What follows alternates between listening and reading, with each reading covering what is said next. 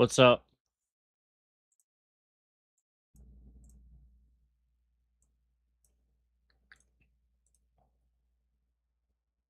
What is going on? Hello, everyone.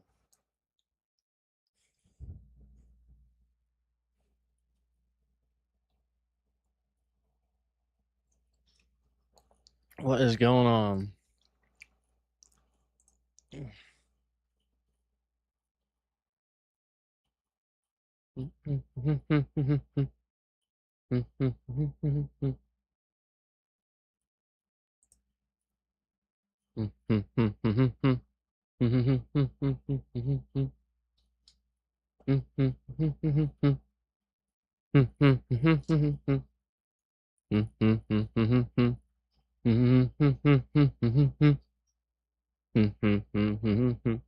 I don't know. What is going on? So, you know, as you guys know, we've been having some discussions about some things going on the road and such like that. And as you guys know, I typically can't just take a drive anywhere without anything happening.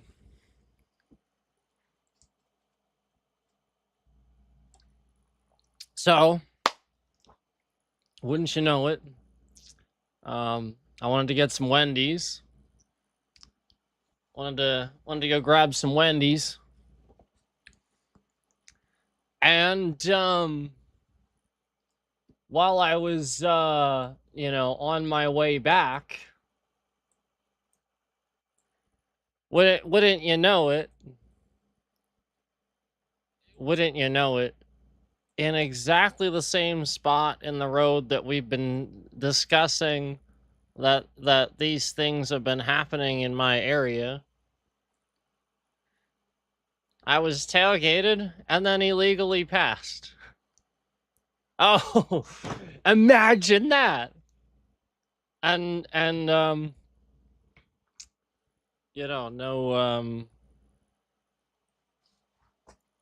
and again, the area where that weird driver was, where the cop didn't pull the person over, and exactly in that spot. All that spot. All this stuff. Huh.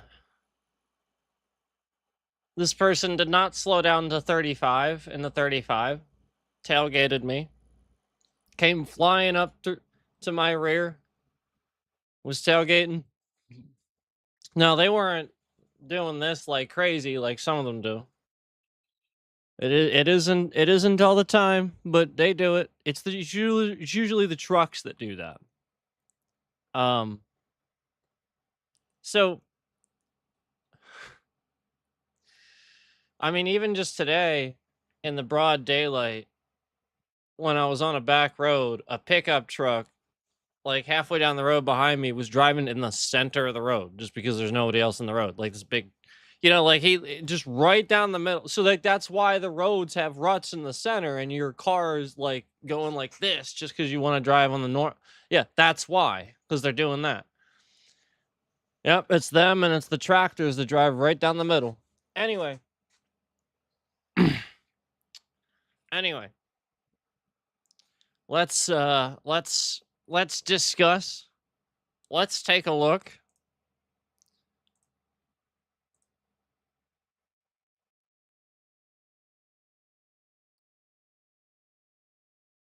So, here's going to be the rear.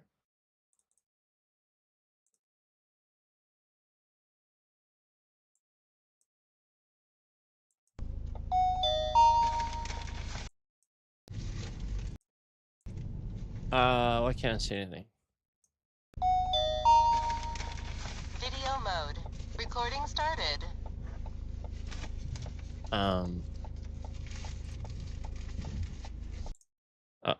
Okay, hold on. Weird.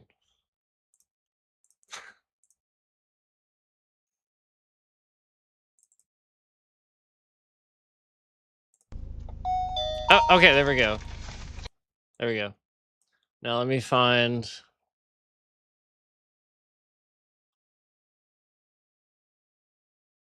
There you go. Okay. So if we're looking at this, we just sort of kind of skip to the part with the car. Okay, so this is, I think that's the guy. Maybe not. No, no, no, no, that's not. No, that guy wasn't too bad. That wasn't too bad. No, he's fine. I'm not worried about that guy. It's coming. Jesus on the dashboard! Yeah! Okay, I'm sorry.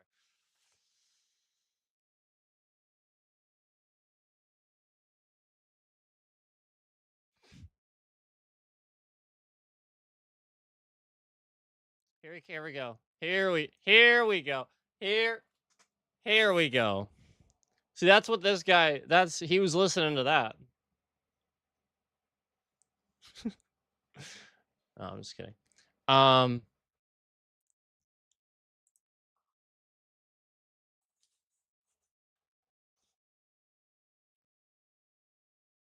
Here he comes. So as you can see, I've already slowed down to what the new speed limit is. It was 45, now it's 35 where I'm going into the town here. And he is just flying up the road in my rear view. Like I've talked about before. This is kind of what I mean. Where he should not be taking that little amount of time to catch up to me. He's going about 60, 65 miles an hour. Yeah, he's going about double what I am. Until he catches up to me and he's got to slow down. And then he proceeds to tailgate. And at night, it's because you can't see the surroundings. It is, I'll admit, it's sort of a little bit hard to see how close he actually is there. But again, he is close enough that he would have about 1 second of a response time to react. If I had to stop short for something, he would have about 1 second to hit his brakes. And there's wet roads. These are wet roads, as you can see. So this is not good. And this is repetitive. This is now the second time today where all I did was take a drive. You know, just went to Wendy's. And so here we go. He's going to illegally pass me, and that spot where I told you it goes up to like 45, where everybody gets triggered and pissed off because I want to go the speed limit and it's still 35 until halfway down the hill where it's 45, and everybody gets triggered and pissed off. And so that's where he passes me. See, we're going down the hill now.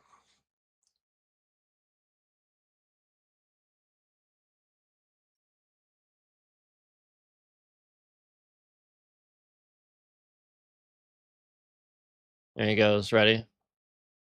He's gonna pass. Here he goes. Here he goes. Here he goes. He's gaining. There he goes. So that was the rear. So remember, he came flying up my rear view mirror, tailgated me, went through town, you know, went from 45 to a 35 and just flew up the road like that. Through town, was tailgating me like that, then he legally passed after it was still 35 going down the hill, and he just couldn't take it. So, so let me show you. Let me show you. This other one here. So if this is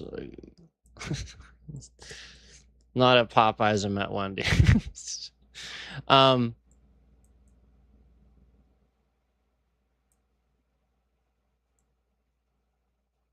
So as you can see, this is when I don't know if this is when I'm in town.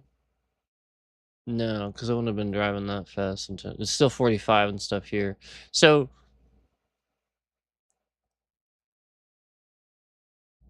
oh, that's in town. Okay, you can see where I really slowed down there, and that's because we're in town where it's 35. There it is. So I'm gonna slow down to that speed or below or slightly below because it's a speed limit. That's not woke. That's not radical. So you should drive. And there's wet roads. Come on, man. This is why we can't have nice things. So we're going through town here. Now remember, he had already flown up the road and he's tailgating me at this point. He's not swerving around or anything, but remember, this is when he's tailgating me. So this is the front of that rear that you're seeing here. It's the same thing, just from the front.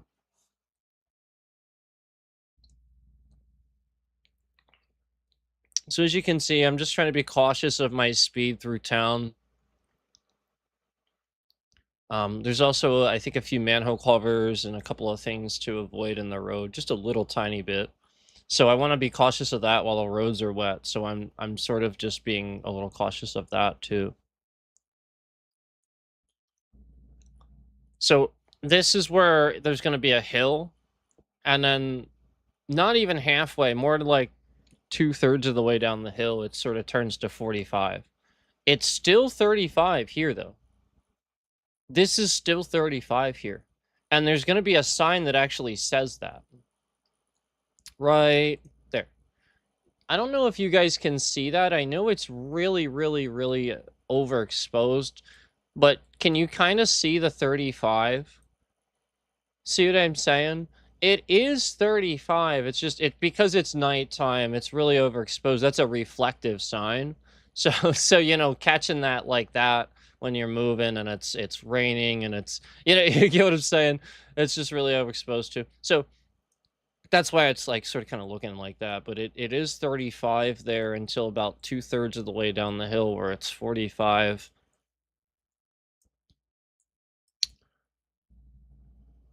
So that's what I wanted to show you really quick. Sorry, let me just get this back here to where it was so you can see. Okay. And then he's about to pass here. Not quite yet. Oh, no, right there it was. So as you can see, that's a completely illegal pass. I mean, there is double solid lines there. You cannot pass there. And the roads are wet, and he wasn't like flying or anything, so like it's not like, oh my gosh, reckless, I wouldn't say that. But speeding, tailgating, illegally passing, each one of those, yeah, I mean, so it's obviously more speeding and then following too close on illegal pass. I wouldn't say reckless, because he's not like taking off like crazy. He does hit his brakes right here, so I'll give him that. Okay, but he was pretty gone. He was pretty gone. He took off. And even as you can see, even I'm coasting at this point. I'm going 40 miles an hour. I mean, I think that's the speed limit sign that I can see there. That's reasonable. I'm sort of coasting toward the sign. Oh no, I passed it already, actually. If you can see it, I think they give you that. It's technically, just to let you guys know, that's not the law. So that's actually a grace they're giving you, just to let you know, the speed limit starts where the sign is. It's not where you can see it. Okay? Think about it like a line over the road. Okay? The speed limit starts at that line. It's not where you can see the speed limit sign. Does that make sense? So don't do it based on that. But they do usually give you that grace because that's what people think, I think. And don't go by your car says, go by what the road signs say.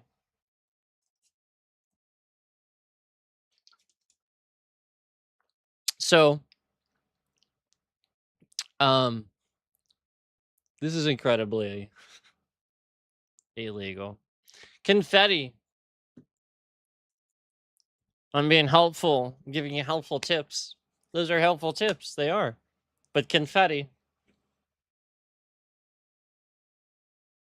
Man, what a rude individual. That's not very nice. Anyway, you can see what a problem this is where we have these cameras too. And this sort of kind of near that area, sort of. And so like I just I have to question, like when this is a repetitive problem and I know where it's happening. Why are we pretending like we're not, like we don't see this? Like of course we see this.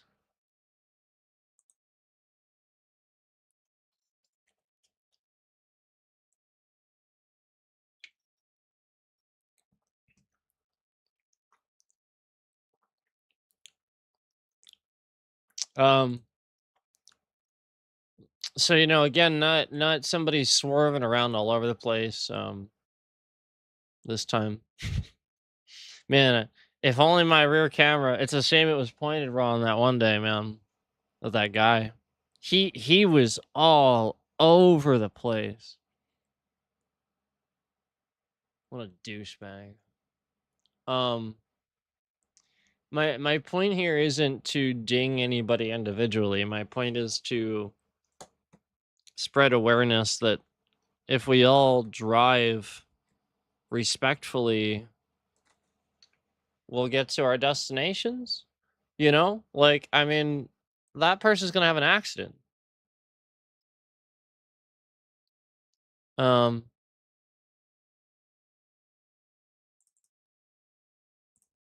so again, let's talk about the rear again. This is the guy coming up the road here.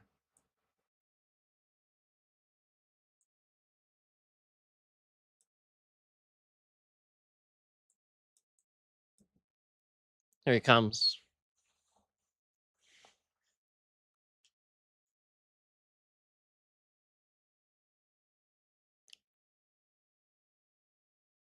So he should be slowing down to 35 too, because it is 35 there. And he is just...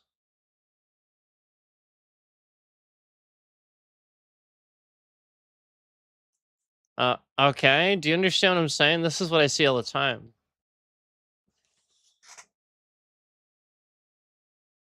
And then they just pass you.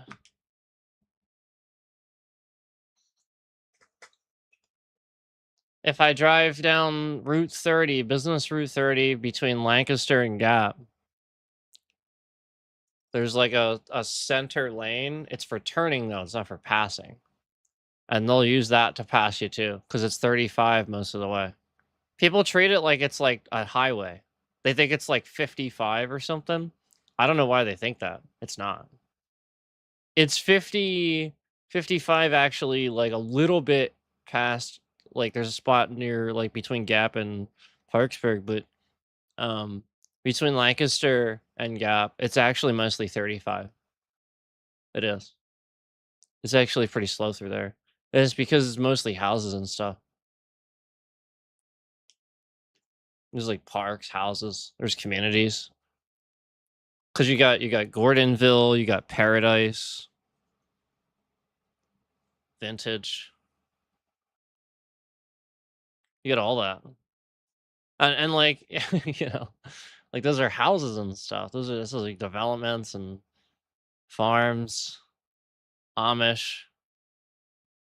Yeah, you can't 35 is reasonable, I think.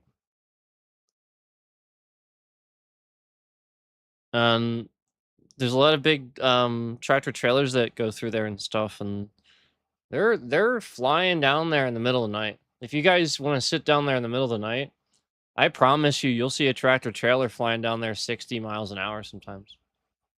It's dangerous. Specifically the spot downhill, actually before Gap, from Parksburg into Gap, that mountain, they'll coast if they're loaded, and that's gonna get you going like 80 miles an hour. You know that hill, that really long, that'll get you going like 80 miles an hour, easy. So you see what I'm saying?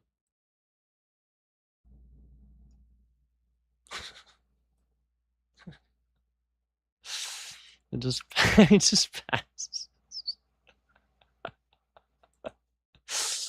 Oh man. And like I've said before, that's okay. Like I'd rather that than the reckless driving. That's fine.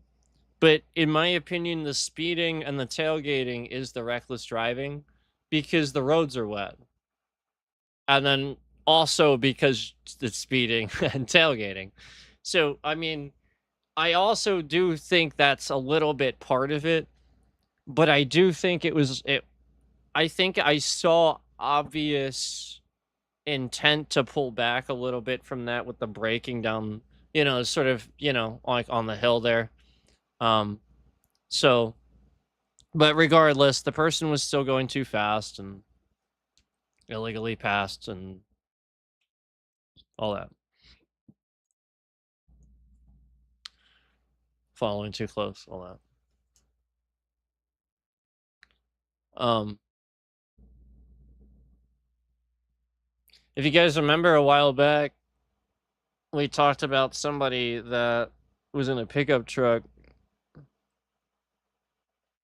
and like it was bad. They were like right on my ass and using their like high beams, like flashing me and stuff, if you remember. And then they illegally passed me in the snow, right? It was in the snow, right? I think it was snowing.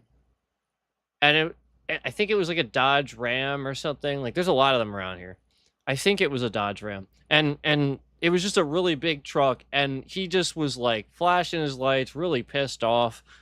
Passes me in the snow. And like the whole point is like this guy was like really angry, I guess, that I was like sitting there at the stop sign or driving the speed limit or something, because he was flashing his lights. He was, he was right there, and he just illegally passes me, and then he hits a trash can. If you remember, he hits a trash can. Remember that?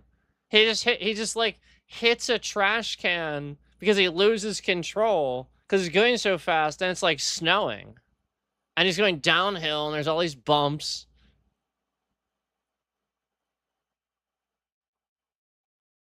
And then he goes, and then right after that, there's actually a bridge that's barely there. Like that thing, man. And so like for him to just like be doing that, seriously, he hit a trash can. Like I thought he was gonna hit the pole. Like that, man. That was very concerning. Like just that he was acting that way.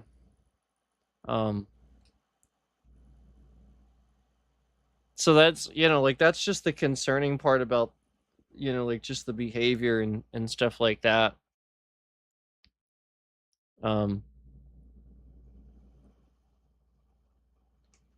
So, it just takes driving around, just being present and stuff like that. Like obviously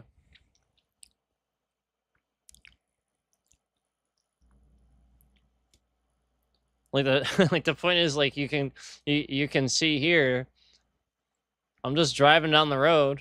You know what I mean? Like that's all you gotta do. You just drive down the road and they'll do it.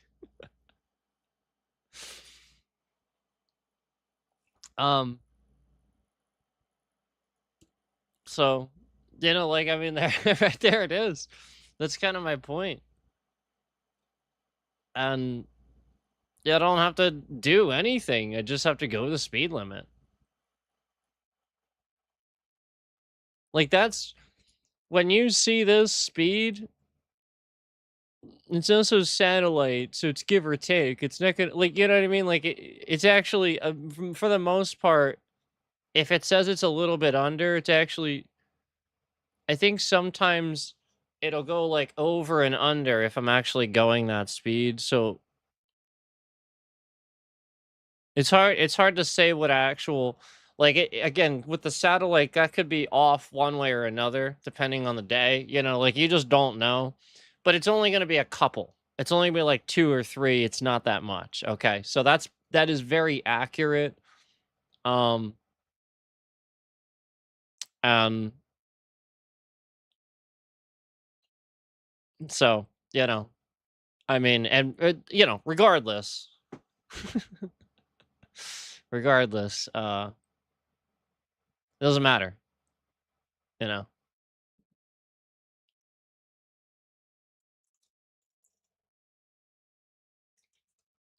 Still don't act like that on the road.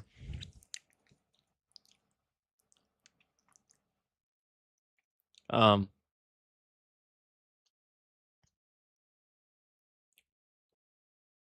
I can tell you one thing. If the guy would have just been like speeding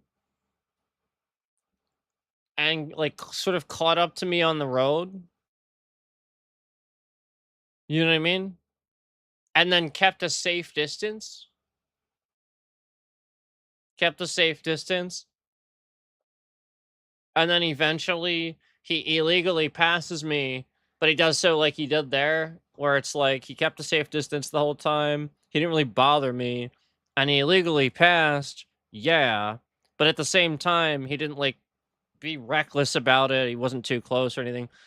There's a real good chance that I wouldn't be showing you this video right now, because in my mind, as a citizen, it seems it does seem a little radical if I sit here and I nitpick about every freaking little damn thing, because that's just ridiculous.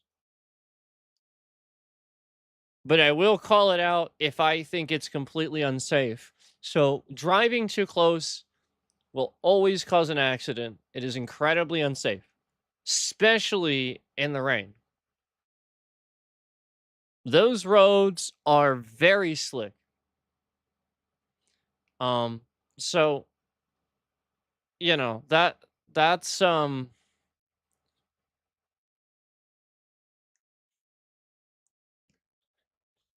yeah, you can't stop. You know, like, the point is when you're that close, you have 1 second reaction time, and then at the same time you're gonna slide because it's wet. So, you can't. You can't, and don't think you're gonna. You know, driving like that, it's just not safe. You're gonna get to your destination. You're still gonna get there. And, you know, man, boy, I know it's super cringe as fuck to drive the speed limit and all that. Oh man, cuz it's really really super cool for you to go flying down the road, right? I can't roll my eyes enough. No, it's not. But that's what you think, cuz you can't get yourself out of this damn phase.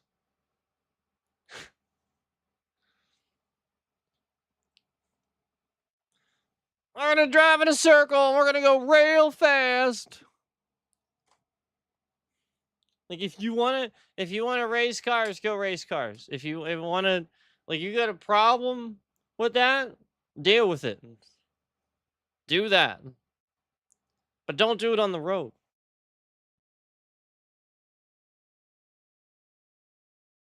You know what I'm saying? Shit I'm saying? You got a problem with that, deal with it somewhere.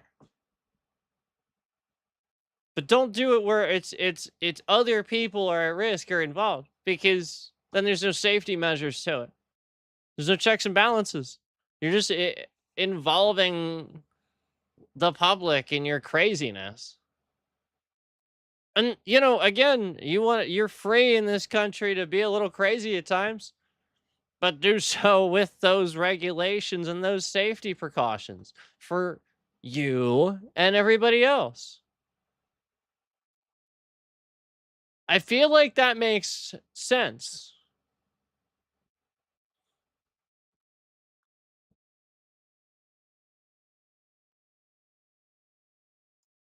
I feel like that makes sense.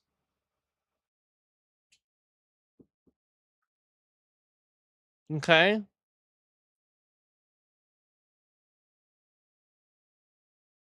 I shouldn't I should not have to be,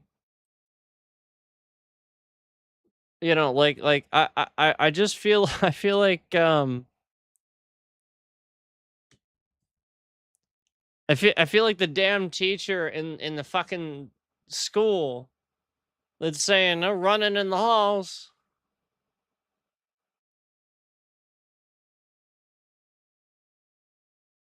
And I remember thinking back to that. I understood it at the time too. I understood. So I wonder if you still think this. I wonder if you still have that problem where you think back to the no running in the halls and you still don't know why. Do you not know why we do drills in school? You know about the traffic thing I told you about? The reason that you do drills in school is to teach you basic math on how, during an emergency, or even just in general, if you're organized, things go quickly. If everybody's just freaking out, oh my God, it bottlenecks.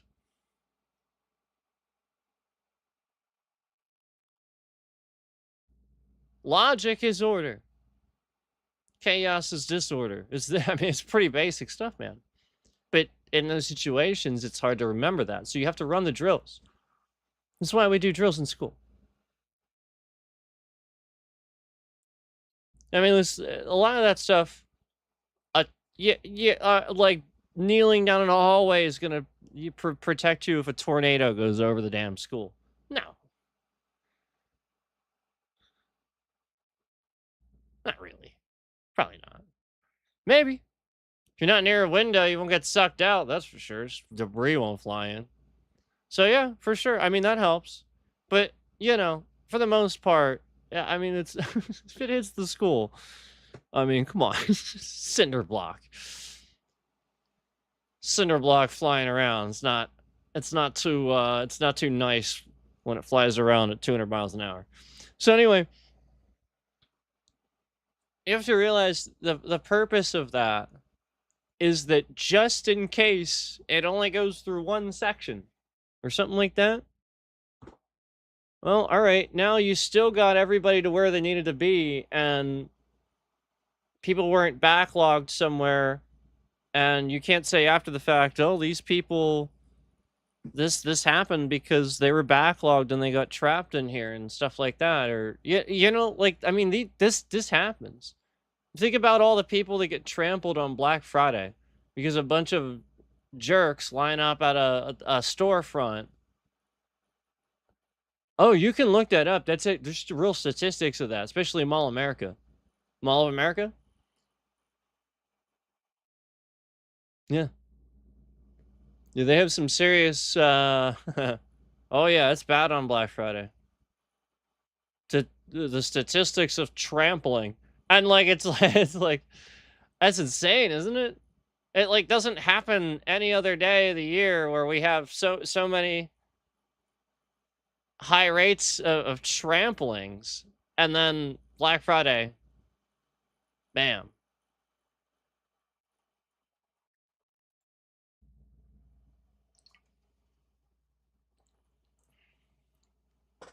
Yeah. So understand that there's a math and logic to what I said about keeping space, making sure people can get in front of you and not being upset about that, giving them the space to. It does not hold you up. If you give him space, it actually doesn't. The guy that's the jerk is the person that doesn't. He's holding everybody up for himself. That's the math of it. That's why it endlessly ticks off smart people. You see the nerd in the car getting ticked off and stuff like that because he knows. He's sitting there beeping and stuff, sitting in the line, and you're like, ha ha ha, why would you wait in the line? Ha ha ha ha ha. No, you're the jerk. You're participating. You're adding to it. He's waiting because he's a good person. He refuses, you know, what did Batman say? Remember the Batman line?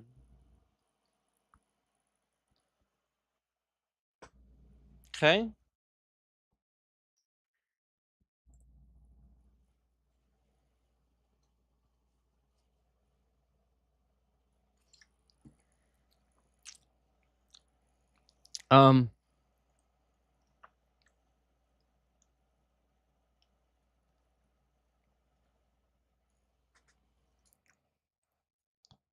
It really is that basic, actually. I mean, you'll also notice yourself, you know, gaining that habit of being more patient and wanting others to do that too, and not be so like rushed and you get what I'm saying? Like it's just the behavior when you're on the road. Why do I see people? Why are you playing with the likes when I say that? 5 to 4 likes. Why are we playing with the likes when I say that? 5 to 4. 5 to 4. Because it's true.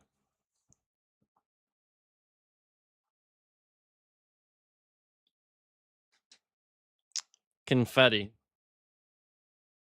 Just spamming the confetti.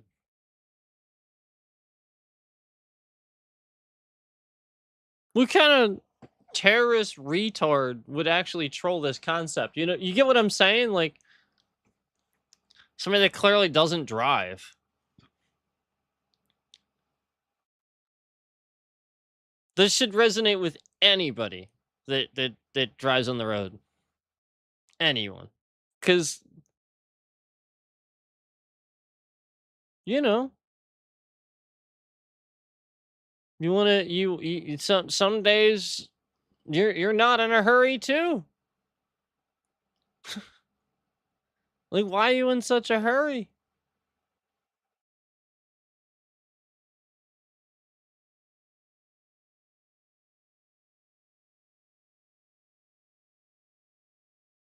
On wet roads. Middle of the night.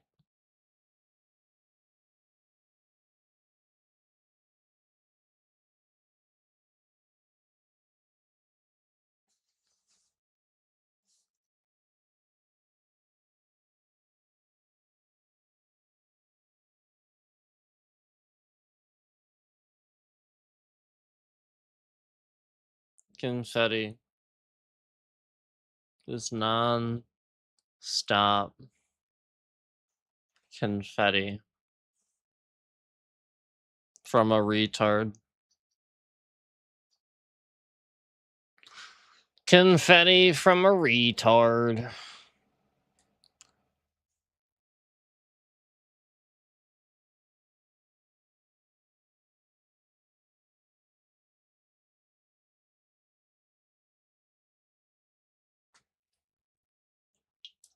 It really is amazing to me how many people are triggered by speech, things that don't hurt you.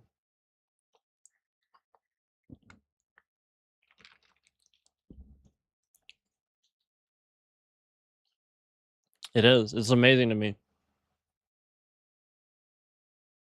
But yeah, like to the point of like actual true hate over speech.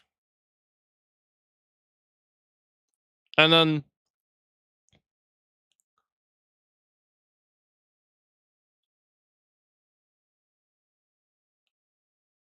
yeah, essentially being having the right to feel that way is essentially their own free speech too, and they can't even see it that way.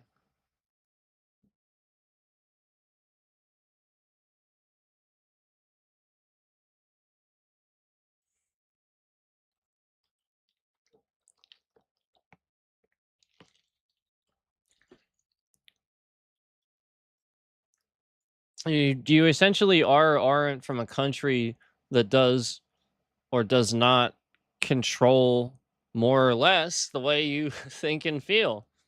You know, it could be totalitarian in the sense of North Korea, where it's a lot of mind control stuff, breeding you at a young age in elementary school. When you have when you have five American bastards and you subtract three American bastards, how many American bastards do you have left? You know, stuff like that, and you know, just truly hateful stuff. Um, yeah, it can get that mind controlled. You know, where you have to cry and act all excited when you see the leader. Otherwise, you have to be in fear of, you know, capital punishment or something like that. I mean, yeah, you know, just that mind controlled or whatever they say. Yup, yup. And then, you know, like, then you got the US that uses the concept that you're free to actually fool you into thinking that you are, but you're not. Like you are, but you know, they're gonna track everything you do and that sort of thing.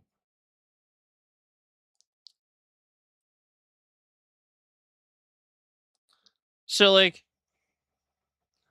you have freedoms and the Bill of Rights does protect you. But in modern day, again, like the US government does have these systems of control that are continuously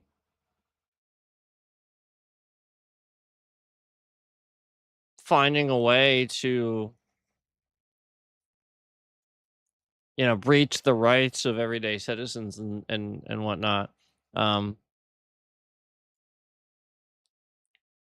you know, it's just the true divide of the people that are in charge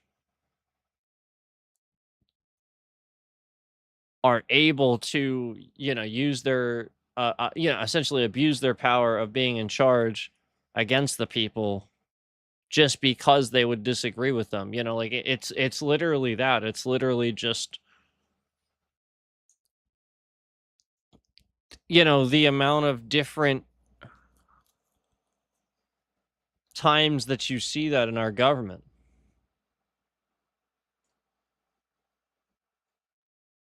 Um, a lot of Republicans doing it too.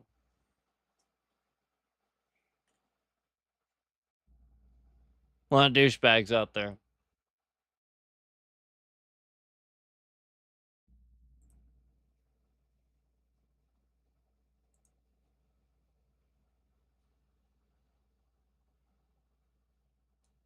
And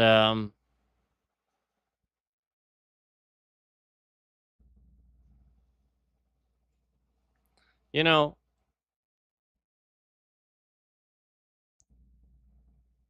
it's a lot easier when you can count on the person in charge, you know, the president of the United States.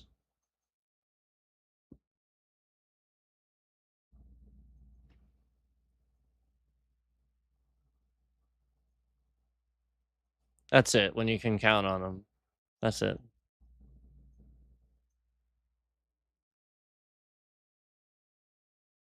Because you can't.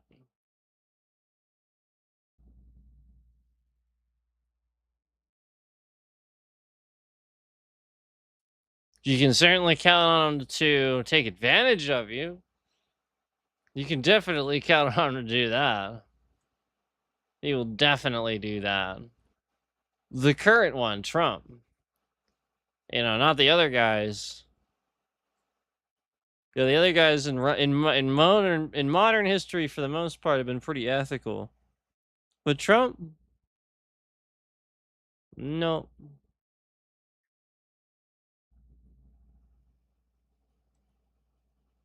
So there's surveillance and spying and stuff, and the behavior of police becoming more, let's spy on people and do things that we're not allowed to do consistently, while ICE is doing it too.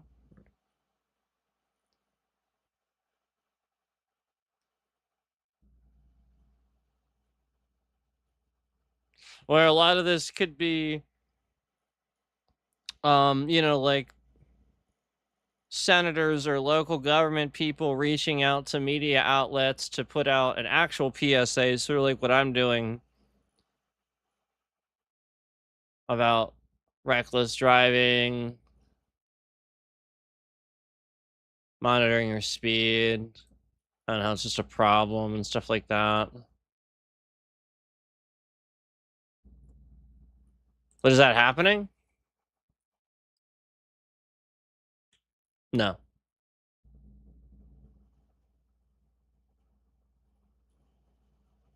Because they don't fucking care. So they want you to be like freaking out and driving like crazy down the road. So that's what they want you to do. Because then they can get all these cops to pull you over, and then they can keep backlogging everything.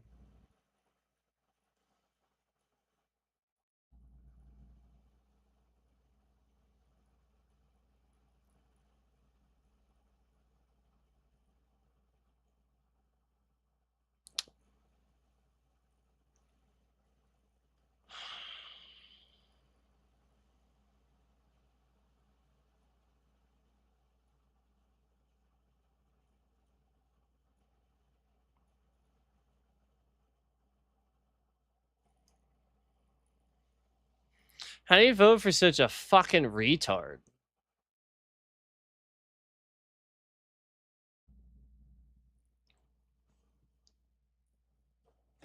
Like how? I just I really truthfully don't understand it. Never had an idea. Always just claimed he did. Never explained any ideas ever. His voters never cared to ever ask more specific. Just said, you know, we're gonna have an idea. It's gonna be big. And it's gonna cover everybody. Yada yada yada. Stupid fucking. Let's move the hands and do this stupid shit. And there's always that dumb fucking shit. It's literally just a goddamn circus act. Even has the fucking face paint and everything. Dude's a damn clown. We got Bozo the Clown with his giant fucking ties and shit. And then, you know, like, I mean, he really is a circus act. He really is. Like, nothing he says, you know, like, that's the point. Like, never delivered on any promise. Literally flat out the opposite of everything he says. No new wars, Iran, fucking Venezuela and invasion. No new wars, guys.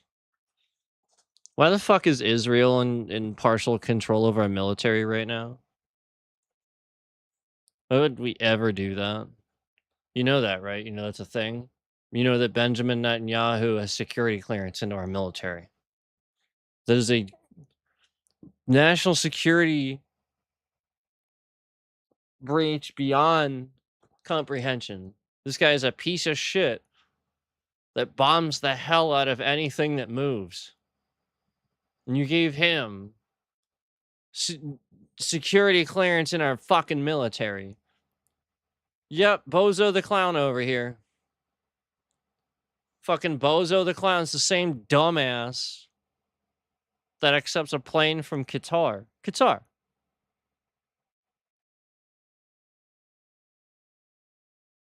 A middleman in negotiations in the Middle East. In the Middle East. The middleman.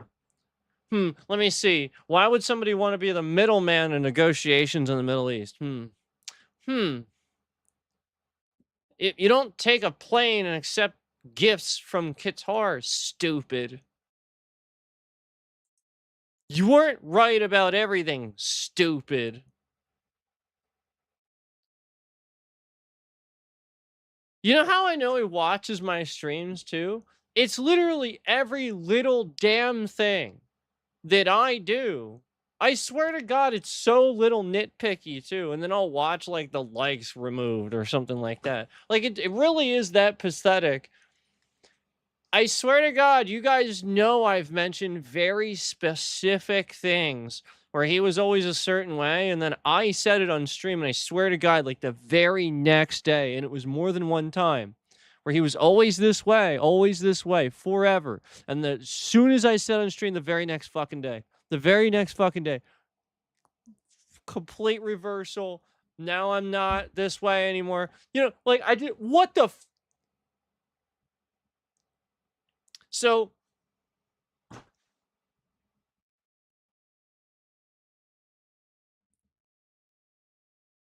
like, do you remember when I gave an explanation about cleaning and things like that? And it was, you know, like, I just, like, the guy makes this, like, what does the president of the United States have to do with the fucking reflecting pool? Why is this a thing? Why? You know what I mean? Like, that specific, and then, like, how many times? Jesus Christ. And then, like, how many, like, I mentioned, you know, remember when I mentioned several movies, and then he picked very specifically the scene from that random ass movie that I mentioned, and then had those characters at his dumbass party. Remember that? And it was like right after that. Do you remember that? I mentioned the scene at the end of the Ninja Turtles movie. Yeah, like the one from like when I was a fucking kid that I grew up with, not Donald Trump. What the fuck does he care? And I, you know, like this was cool to me because I thought it was awesome. I fucking grew up with this shit. And then Vanilla Ice was cool too. See, I always like Vanilla. I have a problem with you know, talented rappers or anything like that. You know, Vanilla Ice is awesome. But anyway, you know, I love the fact that he was in the movie at the end. I thought that was so fucking cool, and I mentioned it, you know. And I mentioned that he even did a song just for that and everything like that, and did like he was there and everything. I thought that was so cool. And then Donald Trump, I swear to God, like not that long after that, literally had a party with Vanilla Ice and the fucking Ninja Turtles, and they were doing that exact fucking scene. And I was talking about how like this was like my childhood, and I was like, oh yeah, it was great, blah blah blah.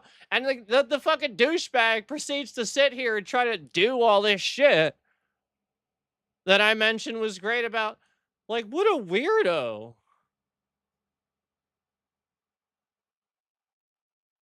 This guy's fucking weird. So like, he's spying on people just because he wants to say he did everything that they did too. So, you know, he amounted to more. Are you are you a black belt or black sash or something? Are you a martial artist, dumbass? Do you have a huge knowledge base of computers and how to build them? And oh, that's right. You're the president of the United States and you don't even know politics as well as I do. That's right. Oh, no, that's right. No, you're a fucking retard. This is what you try to do. You think like, what, like, was this gonna, what, is this how you think? That's your American dream. Reliving something that was fun to me when I was a kid. It's fun to me when I was a kid because it's nostalgia, right? Got fucking nothing to do with you. Yeah, like, that was cool because I literally grew up listening to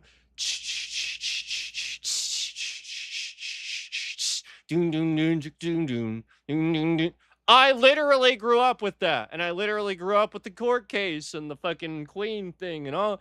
I I know the whole story. I know it all.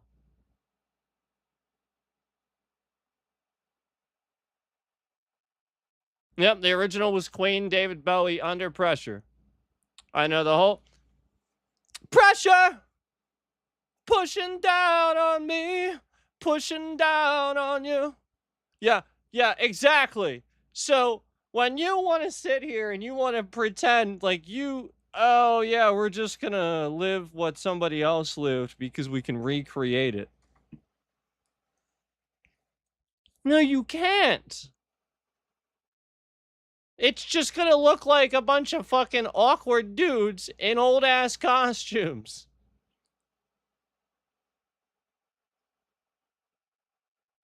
And then Vanilla Ice probably silently thinking to himself, this is my career's over.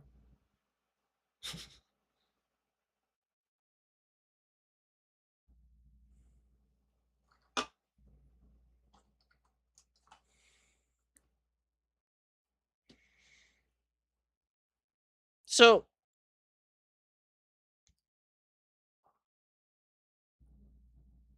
chill, man. Calm down. How about you do President of the United States? How about you do that instead of, pretending like it's party happy fun time for me? What the fuck are you doing? See, this is what he does. He thinks that people shouldn't have things, yet this guy will spend fucking $1 million on a solid gold statue of himself. Millions. In my entire fucking lifetime, I have never made millions. My whole life. But he spends millions on a solid fucking gold statue. And this guy's worried about how much stuff people have, what they have and stuff. What the fuck is the matter with you? He does not understand anything about people's normal lives. Literally zero. Like to him, he's like, oh, $4 gas was just $4.11 a gallon at the gas station that I just saw. Oh, he doesn't understand. You fill up for gas and it goes from when you were a kid, you could fill up your tank and it was basically never over 25 bucks, even with a large tank. And now you fill up your tank and holy goddamn shit, it's like $60. It's like triple that.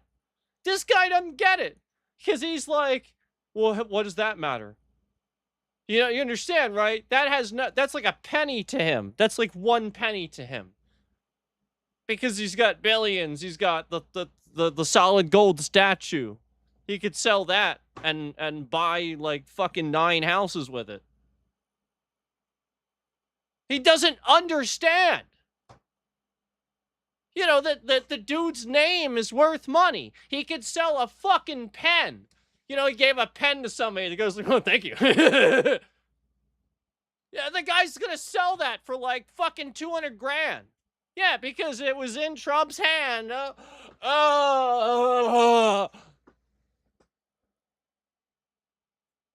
He doesn't fucking get it. What a joke.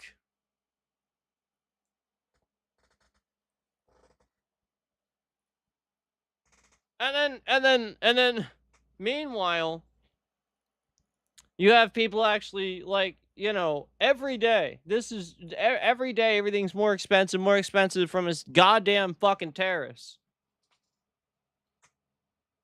And he doesn't get it. Well, no, duh. I wonder why. Duh. He wants to make a $500. Didn't he say like $500 bill, right? Something like that.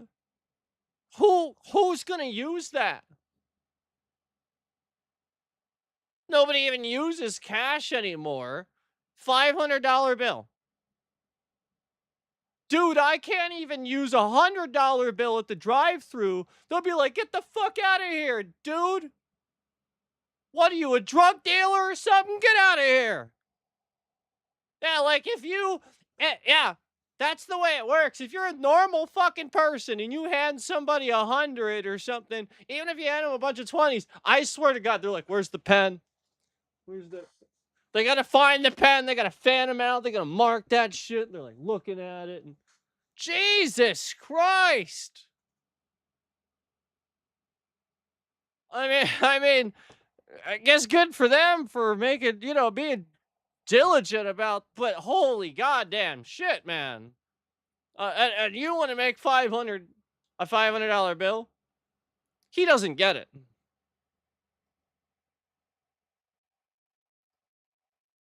He does not get it.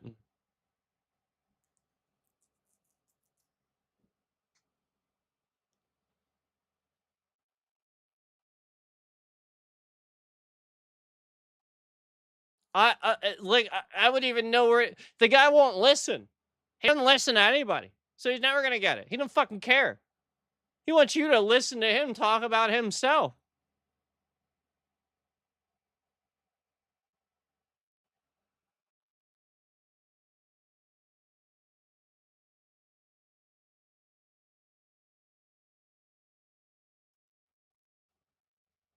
You know, the day that he went in with that stupid little stunt where he bought the cheese balls and all that for the lady at the grocery store, and that ridiculous thing that he did. I wonder like how long he thinks that how long he thinks that lasts.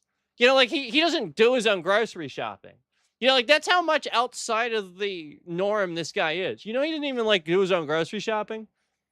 He doesn't pick up groceries at the store. He can't go shopping. He's not like there pushing a cart around like a normal fucking person. Like like you know, I don't know. Somebody mentioned Jim Carrey earlier. He goes shopping. Like actors, they're normal fucking people. They go shopping. But Donald Trump, nope. I'll bet even Elon Musk goes to the grocery store. I'll bet he does, actually. I'll bet he does. I'm serious. I'll bet he does. Donald Trump? Mm-mm. Mm-mm. No. You know why? Because he's such an asshole. He can't be in public for too long without somebody trying to sue him. I swear to God. So she just can't be in public. That's what you have to realize about him. He is such an asshole. He can't be in public for too long without somebody trying to sue him. That's why he can't go to the grocery store. Swear to God. It's true.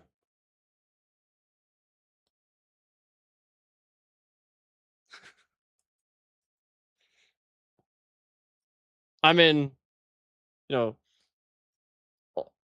his Secret Service follow him everywhere he goes. Plenty safe enough.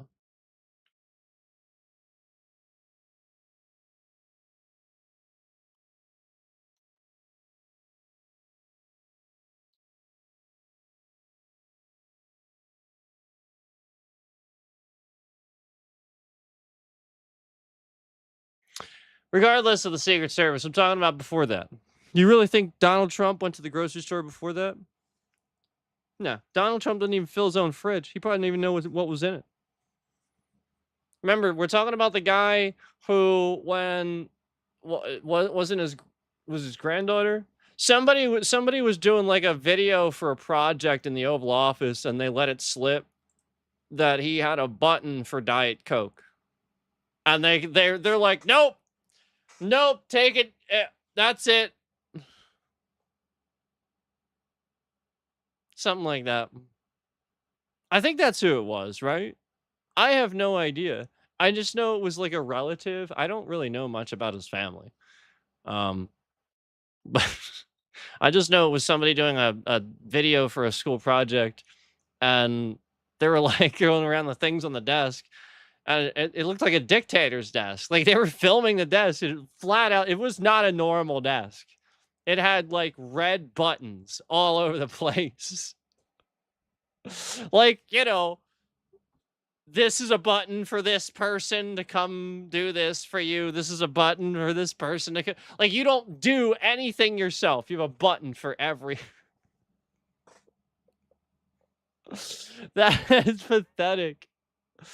No other president does that. They don't have a button for shit. They would have like national security emergency buttons where like there's a telephone where if they need a direct line to the Pentagon during that, like a huge emergency, they could pick up the phone and hit the button right to them, rings to right to a phone. They don't gotta wait. Snap of a finger, somebody picks it up. It's very important. They have stuff like that, but they don't have a red button in the Oval Office for a Diet Coke.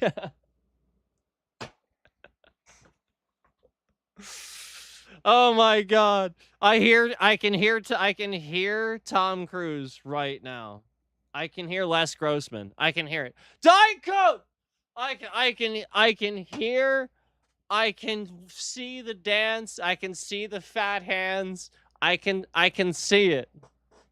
I can see it. I can see it.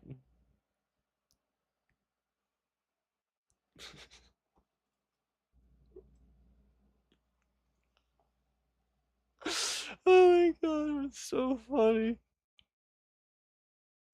I always thought Tom Cruise was funny.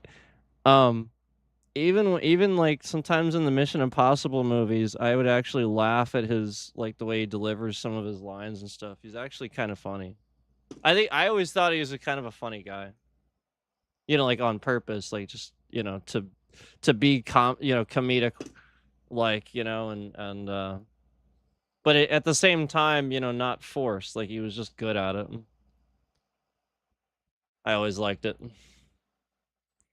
Like some people that aren't comedy actors, they don't really know how to do it, you know?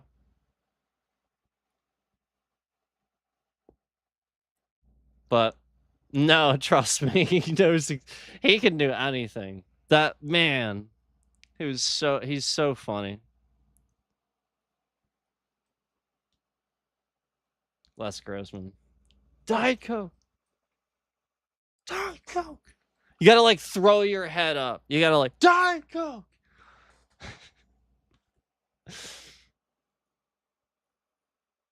Diet Coke. It's gotta go up. Diet Coke. Oh man.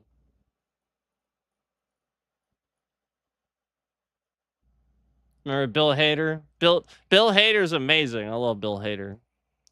He was in that too. Bill Hader can do like any impression.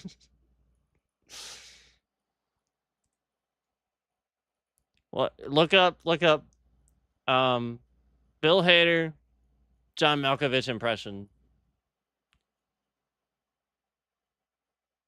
and then especially the one where he's doing it in front of John Malkovich. Amazing. Yeah, don't let me spoil it for you. Go watch it. It's so funny. Bill, he's so cool. It's like the coolest dude. He didn't even know it. He's so nerdy about it. He has no clue how cool he is. Bill Hader. He has no fucking clue, does he? Dude's cool as shit. Has no clue. It's sort of like Andy Samberg. I think he knows by now, actually. But like that dude's always been cool. And he probably just never knew. He's like so humble about it. He's just cool as shit. It's like just everything he does is funny. Good actor. And then Lonely Island's fucking amazing.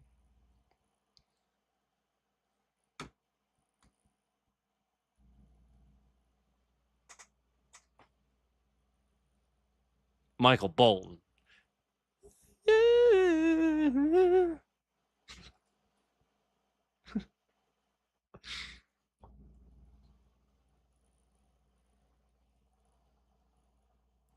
You should look up Lonely Island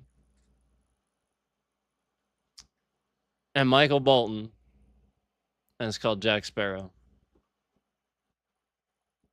Do you want to laugh? You want a good laugh? Lonely Island. This is Andy Samberg. We're talking about it. We're talking about Andy Samberg here. He is part of Lonely Island, in case you didn't know that. Lonely Island. Again, this is started off as an SNL thing. Saturday Night Live. It started off as that. That's why that generation is so epic. You know, like these guys are very, very talented. And Justin Timberlake did a lot of stuff with them too, and so did Adam Levine. But you need to watch Lonely Island, Michael Bolton, and it's called Jack Sparrow. Don't let me ruin it for you. If you want a good laugh and you've never seen it, I promise, especially if you're a Pirates of the Caribbean fan. Oh, you. Especially if you know who Michael Bolton is too. Oh my God, you need to go stop what you're doing. If you're a Michael Bolton fan, for the love of God, stop what you're doing. Go look up Lonely Island and Michael Bolton. Jack Sparrow.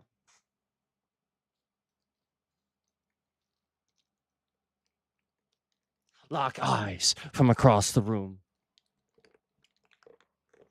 Just kidding. That's a different one. My favorite is Threw It on the Ground. That's my favorite, but that was actually an SNL skit. And I think that actually kicked it off, right? That was the first one they did, I think. Or was it I'm on a Boat? I'm actually not sure. I'm on a Boat's great too. But I really, really liked Threw It on the Ground. Loved that one. So if you like comedy, like random, stupid, dry sort of stuff, that's the one you want. Threw It on the Ground. But you're gonna like the other one too. I mean, that one's just as good, if not better. But I just personally like Threw It on the Ground.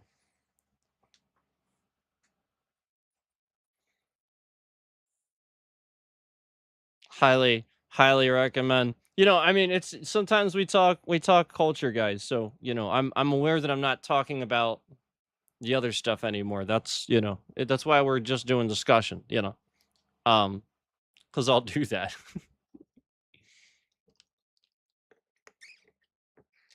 Now back to the good part.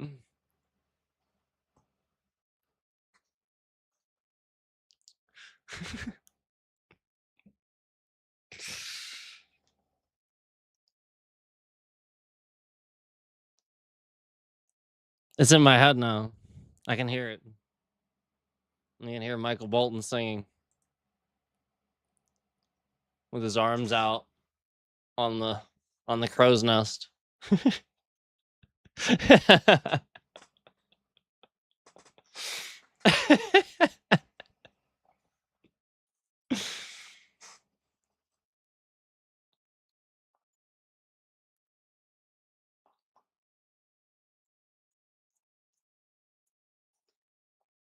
Yeah, that was kind of weird, but now we're back in the club.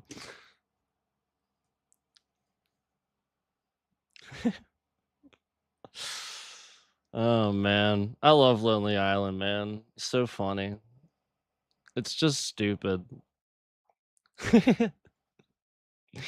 And I like that.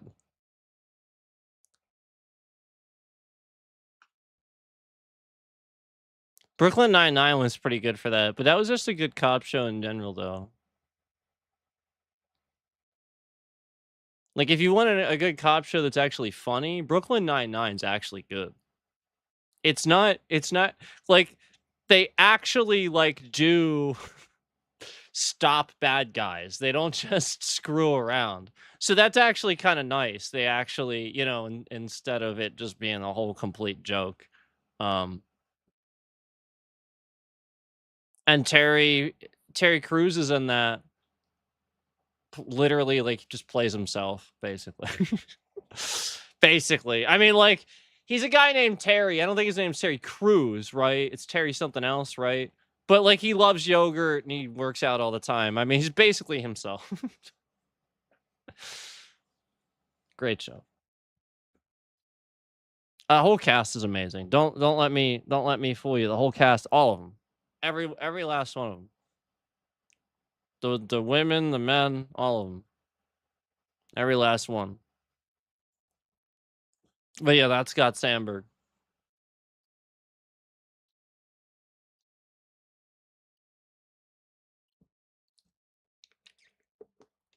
Love it. I can picture them all walking on the street on the shoulder to shoulder slow walk.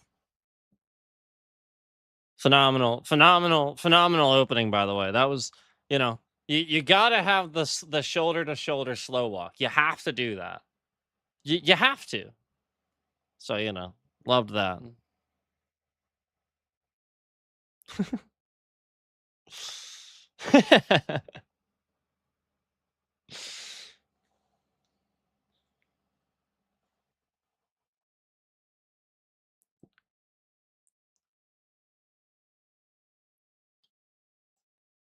Boy, Jack Sparrow is just in my head now. Boy, that is just remaining in there. That's just sticking. That that that's a good one. It's Michael Bolton, man. He nailed it. He's awesome. Legend. Legend. I mean, there's no question. It's Michael Bolton, man. There's no question. And there's always the Michael Bolton from Office Space. Remember his name? And then, like, he had to go meet the new bosses. Remember? And he met them. And remember, like, he hates this thing where, like, people always talk about him, like, like, they have to mention the guy who's named Michael Bolton, and he just can't stand that. He's like, man, people always have to do that, and like, I've never heard that before, and then the new bosses has a guy that's a huge Michael Bolton fan.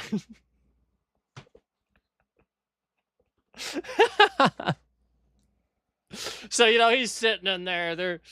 They're going over the review and stuff like that. And he's all excited. Wow, Michael Bolton, like, like the singer.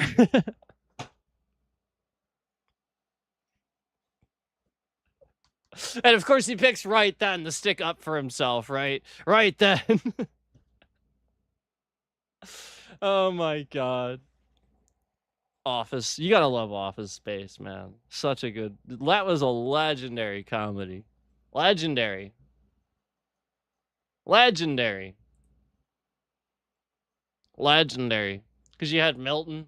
Milton and well, obviously the main dude. Yeah, you had Jennifer Aniston was in that too. Don't forget Jennifer Aniston. She is phenomenal. She always is.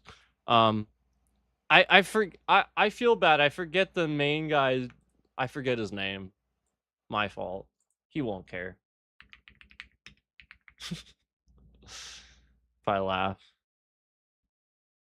He's a cool dude. It was directed by Mike Judge. I know that. Ron Livingston. Yeah, it's Ron Livingston. That's his name. He's awesome. He is awesome. Mike Judge directed it. So Mike Judge is Beavis and Butthead. If you remember Mike Judge is Beavis and Butthead, if you ever seen Office Space and you want a really funny, like, computer comedy. Now, again, this is going to be like 90s humor for the most part. Like, you know, so people with like printer problems and stuff like that. But trust me, it's funny. And, excuse me, I believe you have my stapler. You know, like, I mean, you had just these genius characters, you know, like that guy was looking like 4 different directions. I loved that. That was so funny. And yeah, I'm gonna have to ask you to go ahead and come in tomorrow. Yeah, we're just having some restructuring and yeah. Lumberg. It wasn't even the right Lumberg. I was in a ball rolling on the floor when he was like ranting with that. It wasn't even the right Lumberg.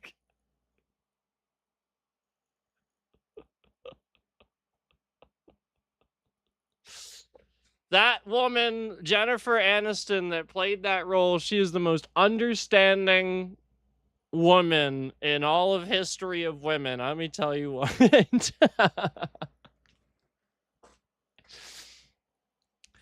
There's your flare.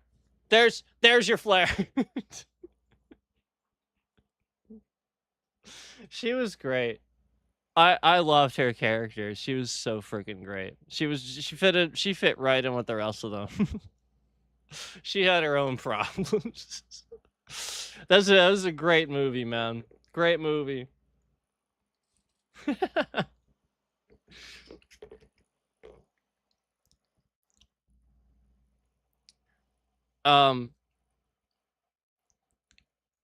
Man, I you gotta love Mike Judge and just how funny that stuff is, and Beavis and Butthead was too. They have new episodes, by the way. If you didn't realize that, there's new Beavis and Butthead episodes out, like new ones.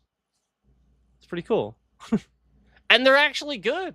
Like they changed up a little bit of the format and sort of like it's still very much Beavis and Butthead, but you know they definitely modernized it. And I like that because you there was definitely certain things that like would be hard to accept about the old way that it used to be. But it's still Beavis and Butthead, so it still has to not make sense and still be, you know, a bit stupid, obviously, because they're stupid. So and trust me, they are. It's still every bit Beavis and Butthead. You know, like just them laughing should be funny. Like just whatever it is that they're laughing at, the way they're laughing, the way it's happening, you know, like just the genius of that should be funny. That's Beavis and Butthead. That's the simplicity of the genius of that comedy. Where like just creating the scenario and everything that they're, you know, they're doing in the scene and everything like that. Like that's why it's genius, because it's so simple, but it's just funny at the same time. It's just stupid. Just thinking about some of the shit that they're just would laugh at just all the time. You know, like they're just sitting in class and they just you know, the health, the gym teacher, they would always yell and stuff, and he's teaching health, and Beavis and Butthead, they just can't take it, you know, and he's like, all right, we're gonna give, this is gonna be sex ed, and we're gonna talk about things like like genitals or something like that. You know, he's like saying real body parts and stuff. And they are just losing it. You know, there's like, you know, like trying like not to burst. And then, you know, like I think like the bell rings or something like that. And then like run out of school and they just have to like laugh and let it out. Like, you know, like his face is like red. He's like trying to let it out. It was so funny. That was so funny. I loved that one. It was just so stupid.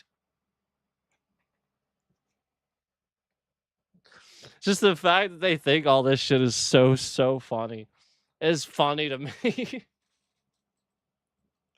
Like that's not funny. Like obviously that wouldn't be funny. Just the fact that they are laughing at it, it's so funny to them is funny to me.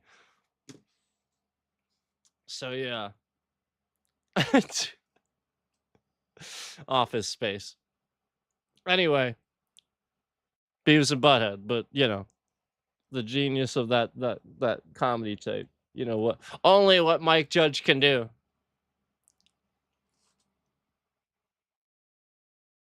Mike Judge is a genius. I truthfully believe that.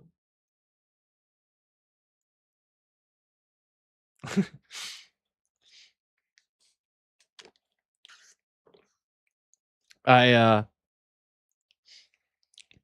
you know, you have to realize Beavis and Butthead also had characters too. Like it had legitimately very good characters. Like not just Beavis and Butthead themselves, but the characters were genuinely likable. and genuine, like that was what was cool about it was it was like while you would sit there and you would get all of those reactions to them, you know, hilariously watching, you know, music video after music video and stuff like that. Um, you would also have the other side of it that was very genuine and felt, you know, relatable, where it was like this sort of dorky teacher that's you know, like the this nerdy hippie, and he comes in and he's like really nice and everybody takes advantage of it. Beavis and Butthead take advantage of it. If even the idiots take advantage of this guy. And like this poor guy, he just gets taken advantage of the whole time. And he's like the nicest person in the whole freaking series. And the whole time, like all this bad shit's always happening to him. He's just the nicest dude. And he's always wearing a shirt that's like a peace sign in the middle. And he's like singing like Kumbaya, my lord, and stuff like that. He's like the nicest dude. And like just all this stuff would always happen to this guy. And it's like, yeah, that's about how it seems, doesn't it? And then even the idiots take advantage of them because they're just stupid. You know, Beavis and Butthead. Oh man. And then legitimately he'd have their backs every time. He would have their backs every time. It's crazy. He really would. He was the only one that would have their backs, and he oh boy, they oh man, they caused problems for him. I remember this one time. Wasn't it in the movie? He actually had a date.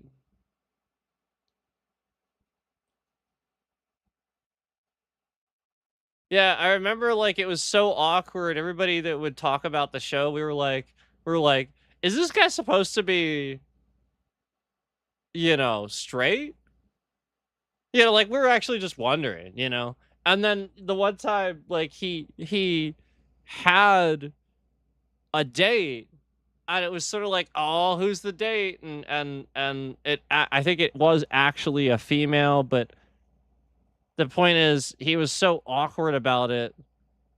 You'd never, and so like the one time he did, Beavis and Butthead show up at his house. Of course, right? And oh wait, no, that's right. We did see her, I think, because don't they just walk in or something like that?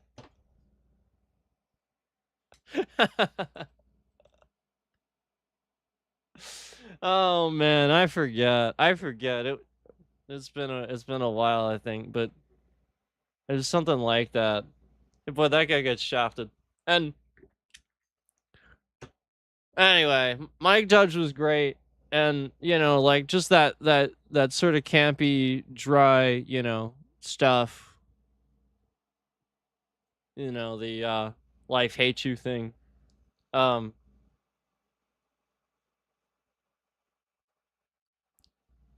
yeah, it's like the memes. And there were Office memes. Those were some of, I think, probably the original memes, weren't there? Weren't they? I mean, some of them, because that was late '90s. So that would have been some original memes for sure. You would have seen Milton a lot, and Lumberg.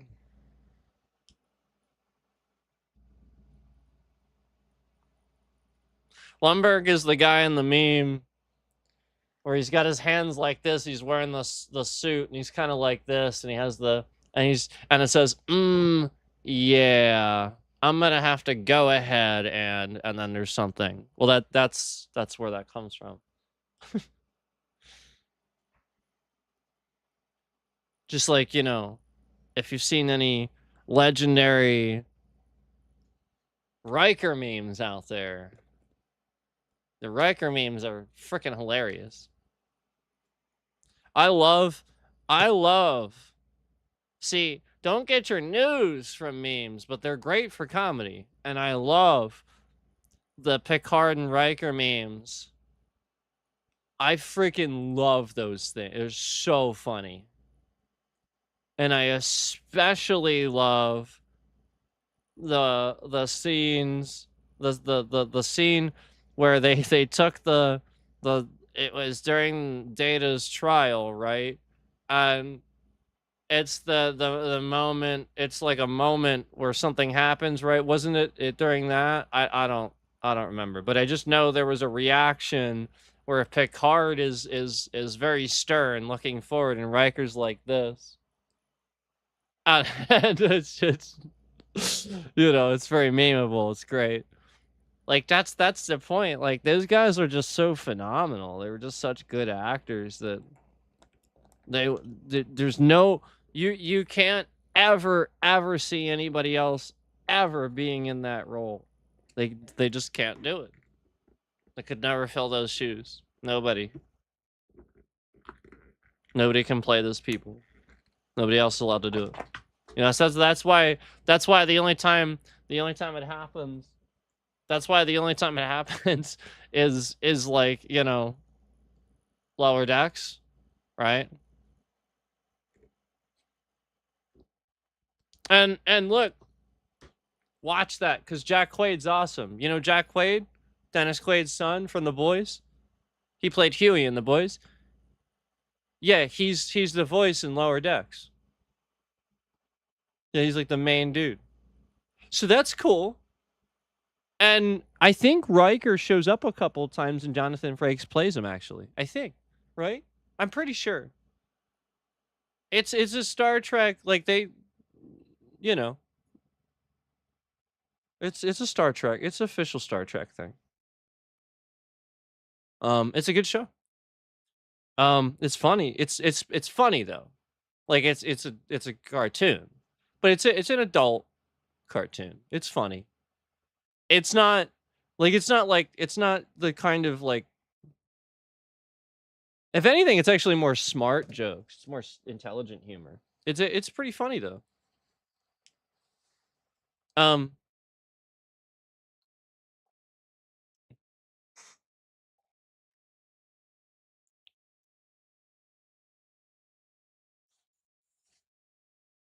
oh my god. Here we are. It's 1 a.m.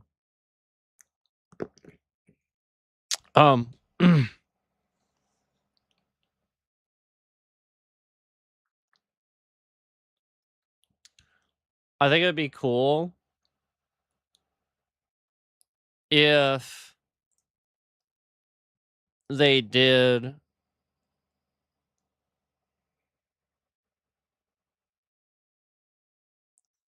like you don't have to bring all of the cast in if they don't want to do it or whatever. Maybe they probably would actually want to, and it'll be great. But I think it would be cool um if there was something where like I know that we already got Star Trek Nemesis way back and stuff like that. I just think it would be cool if there was something where we got more of an answer on some of the gaps in Voyager. And what they could do is they could do de-aging and stuff. Now, I mean, you don't have to do this. I'm just saying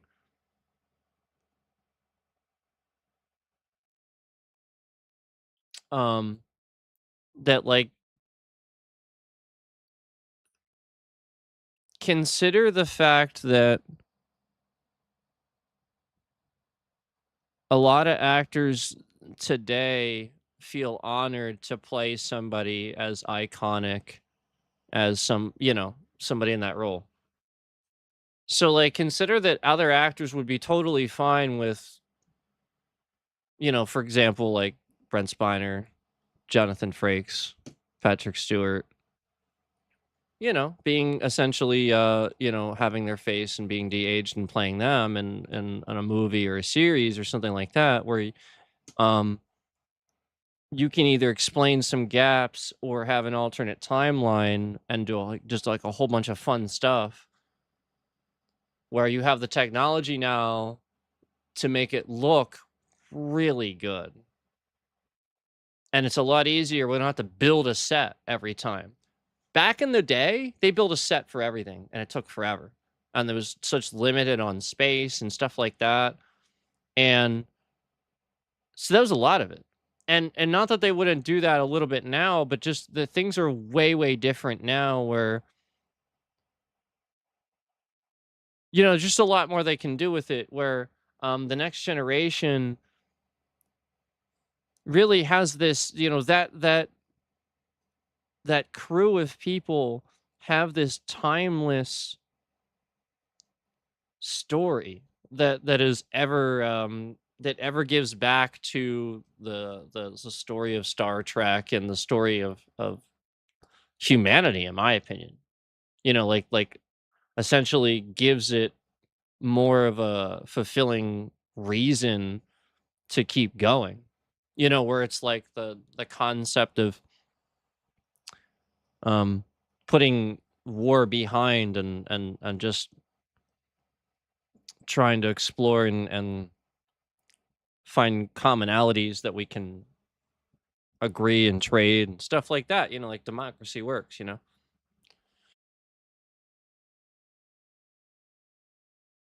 So it would just be really cool if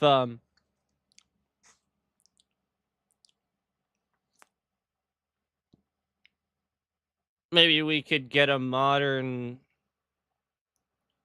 thing of the next generation that resonated with people because I feel like the next generation is so good, but there so many people that are like you go past so many generations of people. If it's media that came way in the past, what happens is if it looks too old to them, they won't watch it. You know, they want to watch the new thing. They want to be part of that new culture and that new thing.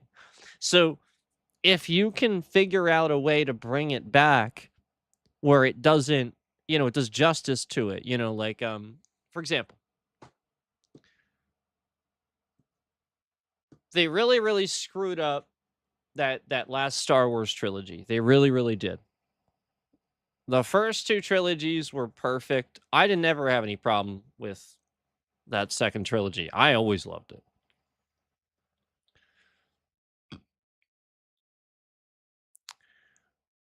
But they really messed up Luke Skywalker. And that pissed off every Star Wars fan that's a Star Wars fan. However, The Mandalorian came along and said, "Hold my lightsaber." And Luke picked it up there. And that was where we got, you know, this epic scene where, again, the whole point is that we've never once seen a not cheesy lightsaber battle. We got it in Revenge of the Sith. And it was so cool. And Yoda and all that was cool as shit. And the second one, we had some cool ones, but so that's why that second trilogy and the one with Obi-Wan and Qui-Gon, mwah, thank you, beautiful, real sword work there. Holy fucking shit! But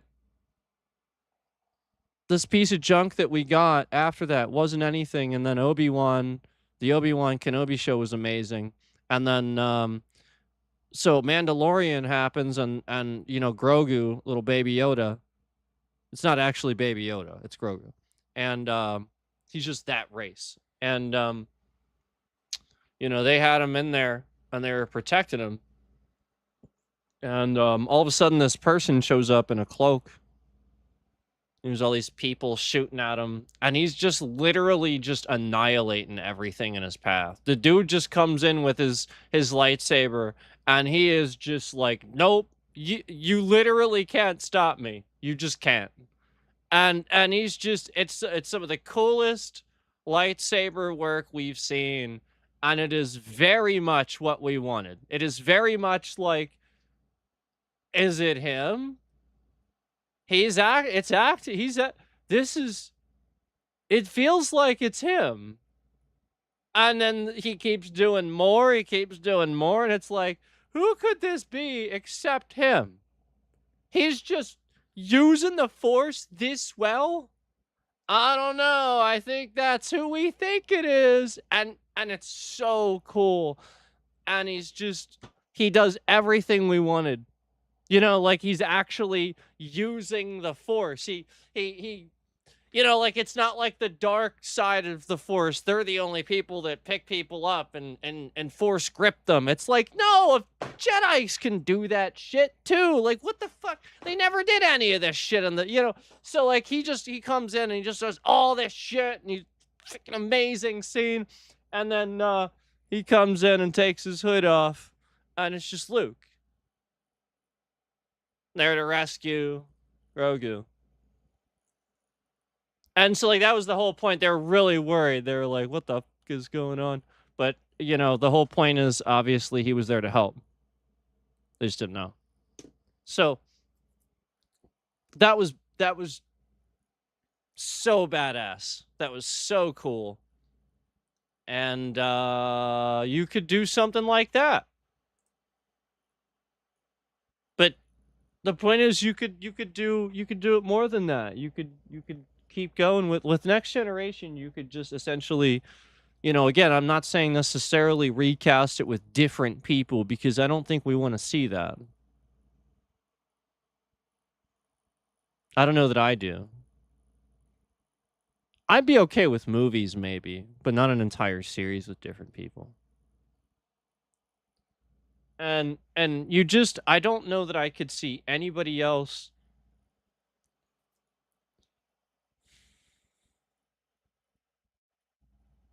No. See, like those three roles, Riker, Data, and Picard, they have such a layered depth to them. I don't think anybody else could do it and pull it off.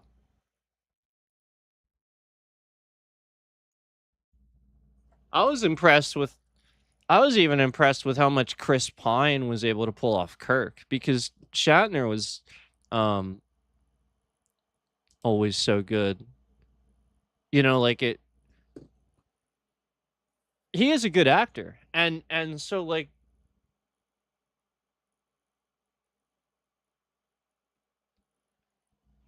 the point is like just he did that in his very Kirk Shatner way, and so like Chris Pine coming along and just doing that so expert, like like it just kind of blew me away how he did that. I don't know how he did it.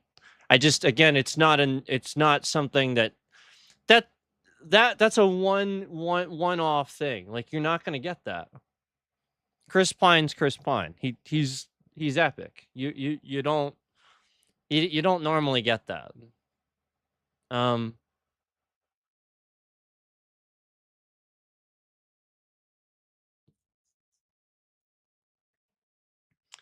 Listen, I love Jeremy Renner, but replacing somebody in a franchise, it looks like what they did when they put Jeremy Renner in one of the Bourne movies and tried to do it without Matt Damon. Where they were, you know, remember the whole point is Matt Damon and the director, they worked together to write those, because the point is after that third book, I think it was, they didn't like the next book after that, and they didn't want to do it because it was they didn't like it.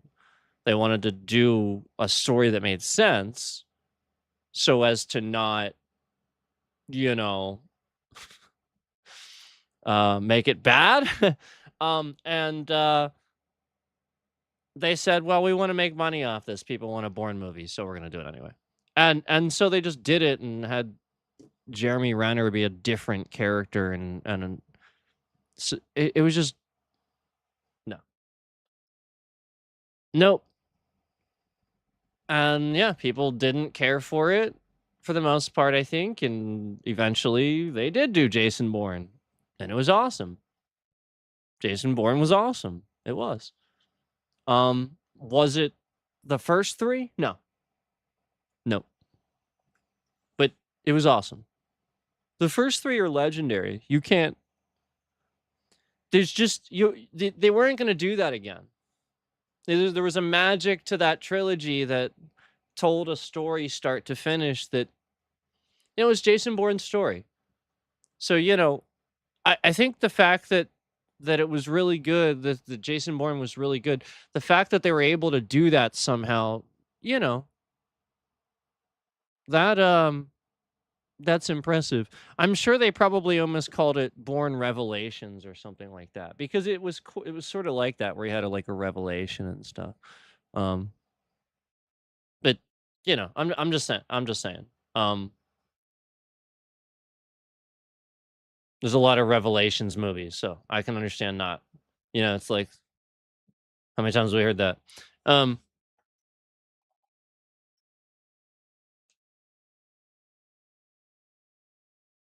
but those are the movies, the Bourne movies. If you remember, they're actually the ones that I told you include some of the real, actual combative martial arts that I've talked about.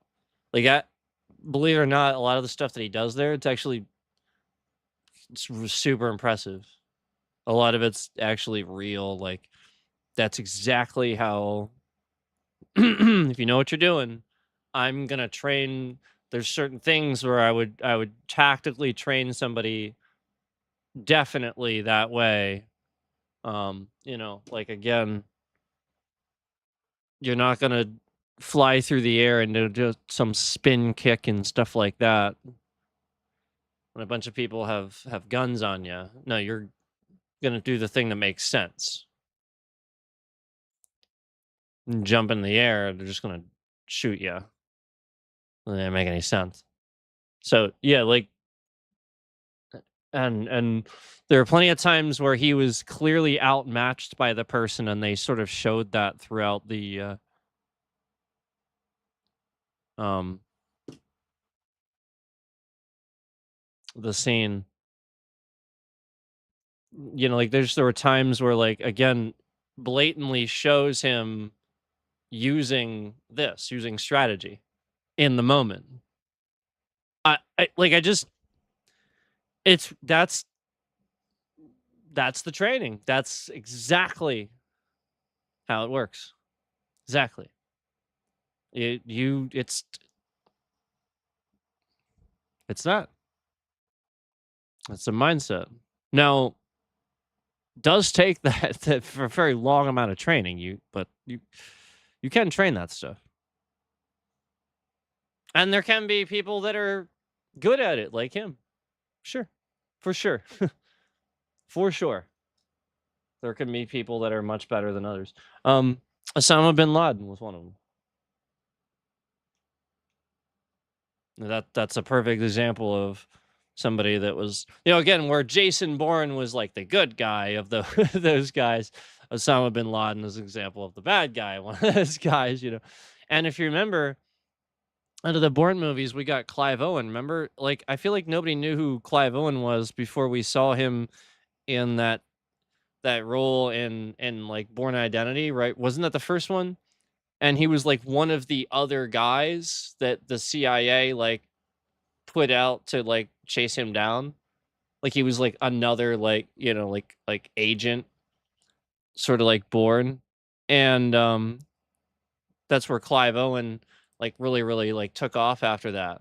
And I remember that was like he did a good job with that scene, like in the field and everything, and just that whole scene was super cool.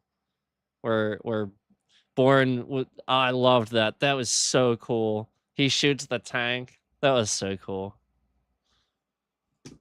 I love those movies. Um,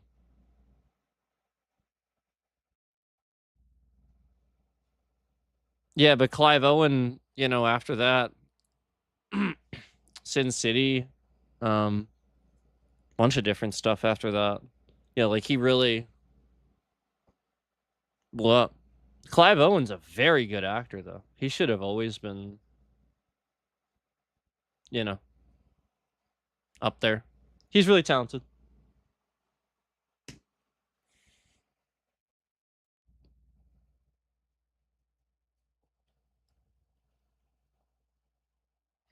Just trying to think of that other Frank Miller one. What was that other one with Sam Jackson? There's another one with Samuel L. Jackson.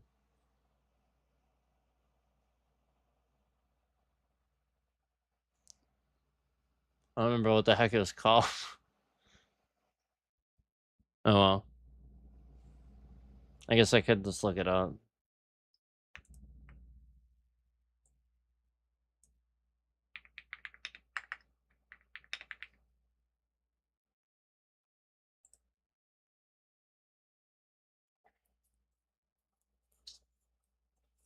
The Spirit. The Spirit.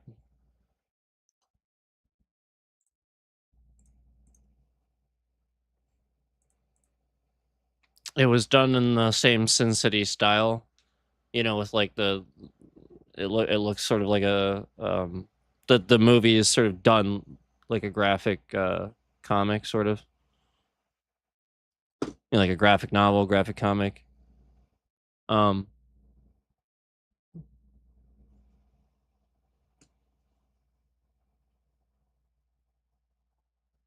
so yeah, that one was I mean, another one that was very true to the was Watchmen. Remember Watchmen? I mean, that wasn't Frank Miller, but Watchmen was freaking epic, man. Remember that? I'll bet people totally forgot about that. 2009, yeah, that was a while ago now.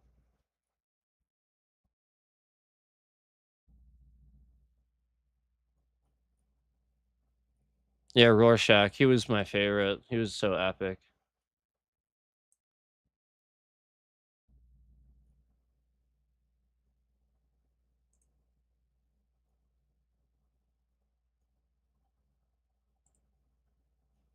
Yeah, what? Watchmen. Oh, that was Zack Snyder. I didn't even realize that. I liked it. He didn't write it though. Wow, that movie is 3 hours. I did not realize that. I forgot that.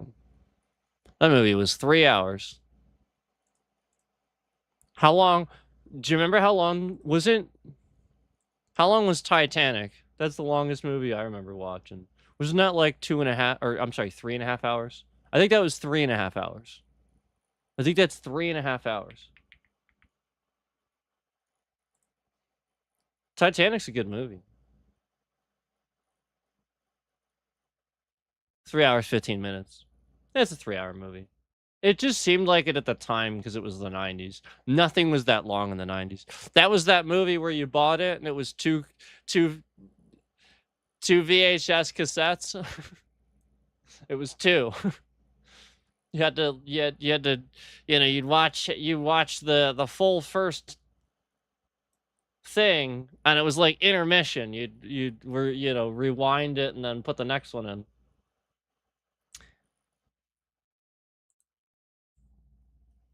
Billy Zane. That's right, Billy Zane. Billy Zane was in that. Oh, he was cool. I like Billy Zane. He was good. Yeah, Titanic was great, man. Great soundtrack.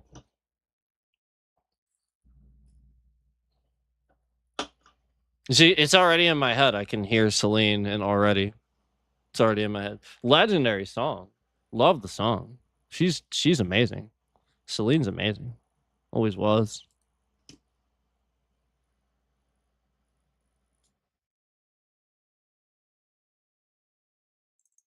Something wrong with you if you don't like Celine Dion. Genuinely. I think, like you just say that, right? Celine Dion. I mean, come on. That'd be like if you didn't like Betty White or something. Like it's just what I mean? Like yeah, like there's just something wrong with you. Like you do something something bad to say about Betty White. What the fuck? What the hell's the matter with you? Does it be like, something be like the same thing that like you find something wrong with Dick Van Dyke? Boy, you got some sort of problem, man. You got some sort of problem. These are just awesome people. Michael J. Fox, another just awesome human being. Christopher Lloyd. Christopher Lloyd's another awesome human being too. Do you know? Did you remember that Christopher Lloyd was the bad guy in Who Framed Roger Rabbit? Did you know that? Do you guys remember that? Doc Brown, Dr. Emmett Brown from Back to the Future, that Christopher Lloyd was the bad guy in Who Framed Roger Rabbit. A lot of people don't remember that. Like, he is such a good actor. He played all these roles. He was in Clue. Do you remember Clue with Tim Curry? He was in that too. When he wasn't he a professor, right? He was somebody. He was in that. Tim Curry was the butler. I love Tim Curry. You gotta love Tim Curry. Do you know where I first saw Tim Curry? No, it wasn't Rocky Horror Picture Show, but I did watch that. Do you know where I first saw Tim Curry? Home Alone 2. Because one of my childhood movies, I watched Home Alone a lot. I watched Home Alone 2 a lot too. And Tim Curry was like the head of the hotel. He was like the lead of he was just there. Right? Wasn't he the head guy? I just know that he was no, maybe he was just the room service guy actually.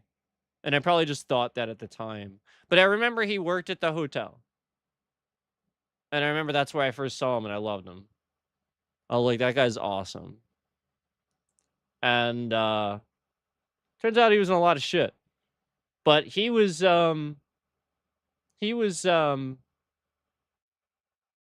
he what's it called, that the clown horror movie? What is that, it? Right?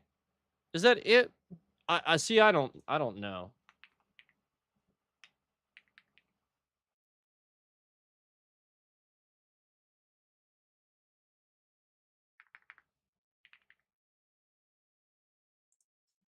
I have no idea. Yeah, I think that's what it was called. Yeah, he was it. He was the clown in the original It movie. But Clue was before that. That was the same year as Back to the Future.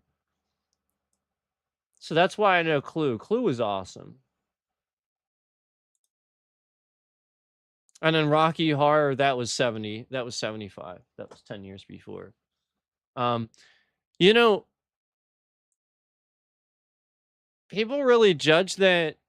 You should watch that. I think you'd understand LGBTQ a little bit more. Not trying to be a certain way. I just, Meatloaf's in that. Watch it. It's actually funny. It's comedy. I'll bet you look at that and you see the guy in drag on the front. You know that's Tim Curry, right? That's why it's fucking funny. Yeah, go watch it. That's fucking hilarious. He wore drag for the whole movie. And he nailed it. The dude nailed it. Never did I see a guy that deserved to be compared to Christopher Walken so much. And again, you should compare Christopher Walken to him because Tim Curry, I think, is a little bit older. But never did I see somebody, again, just so much in the league with Christopher Walken as that. And so Rocky Horror, again, this was a musical. And it had Meatloaf in it. And it was funny. It was a comedy.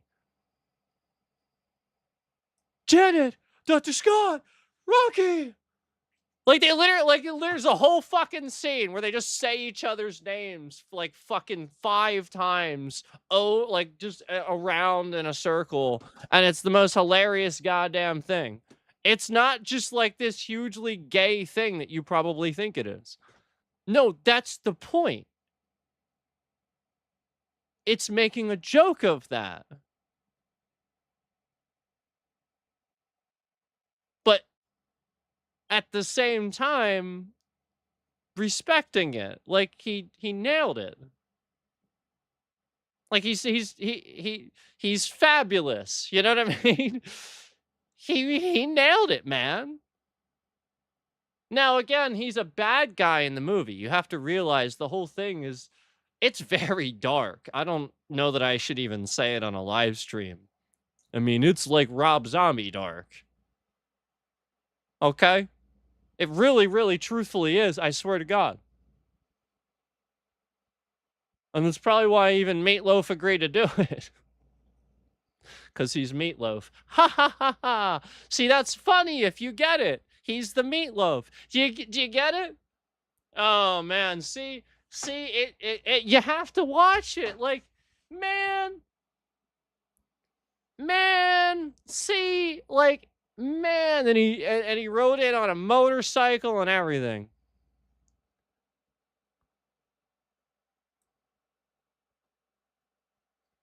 What's wrong with you? Like Rocky Horror Picture just because you think, oh, guys, we're in drag. Yeah, it's a joke. It's supposed to be funny.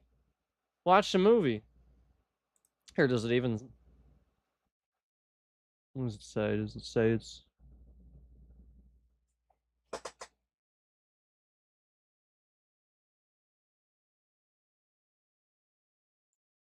was trying to see...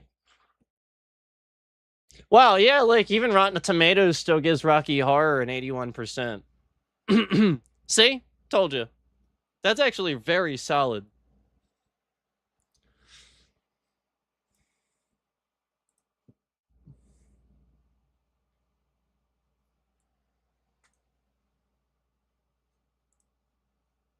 Janet, Brad, Dr. Scott, Rocky.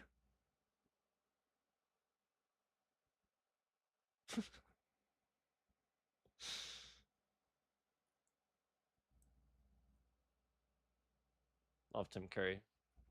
But yeah, Clue. Clue's a good one too. You know, like the board game Clue? The board game Clue? Yeah, go watch it. It's on YouTube. Pretty sure it's free on. Yeah, it says it right here. Free on YouTube. Go watch it. Clue. Literally has Christopher Lloyd. Michael McKean? I forgot he was in that too. Yeah, he was Mr. Green. I was right. Christopher Lloyd was Professor Plum. I was right. Yeah, Tim Curry was the butler. I was right.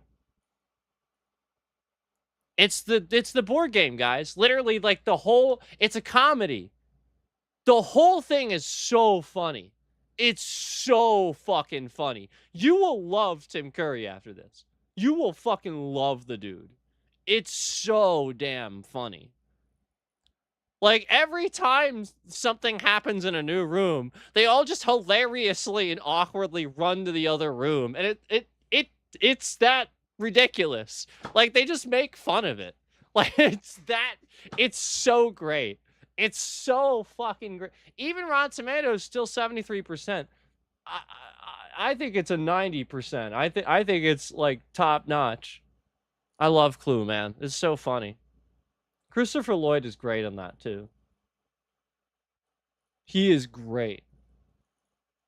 Oh, there was a second one? It didn't have the original cast, I don't think. No. There was a second one. Well, because everybody, if you play the board game,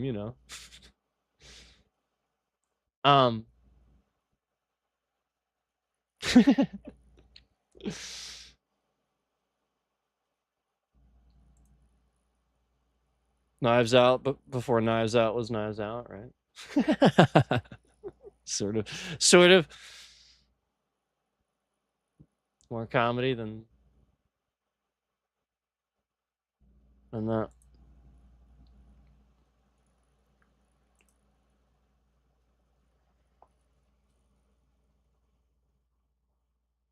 Oh, see, I gotta say,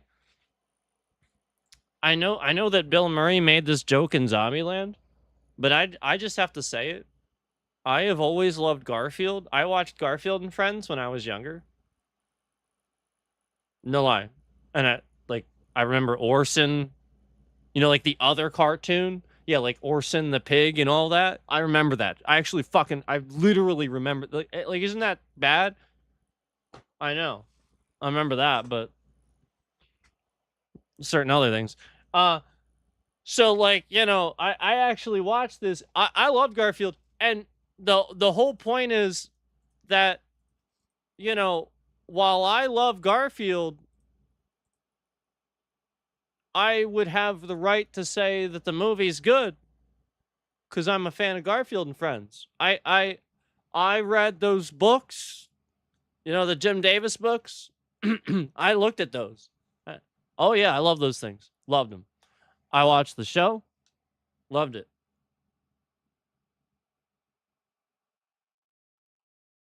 I liked Odie. No, but Garfield was funny. And the whole point was he sounded a certain way. He had a sound to him. And when they cast Jason Lee as John Arbuckle, phenomenal casting. And then they cast Bill Murray as Garfield. I loved it.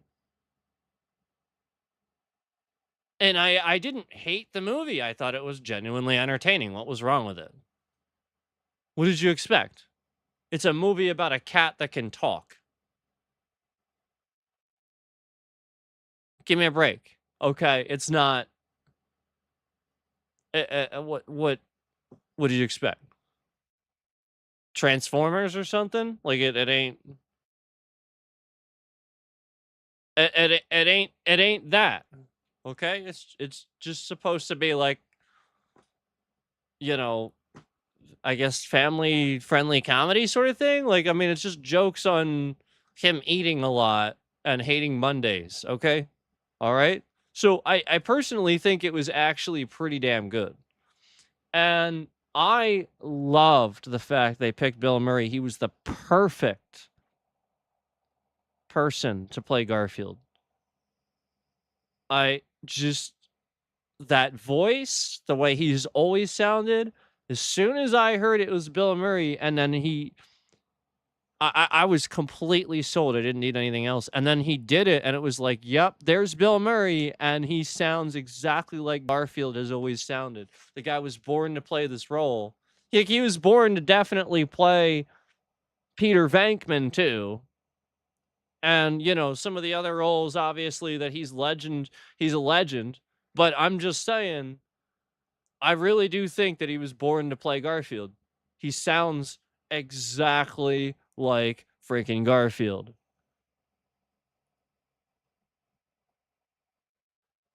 So, you get what I'm saying? It was very good for. I think that was great, and I loved it. Let's see, does it still have? Yeah, there it is. The one from 2004. Yeah, Rotten Tomatoes hates it, 14%. But here's what's crazy. Here's what's crazy. eBay says 5 out of 5.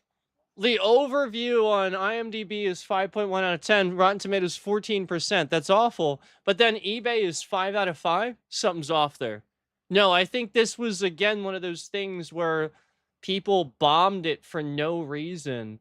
Oh wait, Jason Lee didn't play John Arbuckle? Why the fuck did I think that? Is that the next one? Why did I think that? Who did Jason Lee play? I know.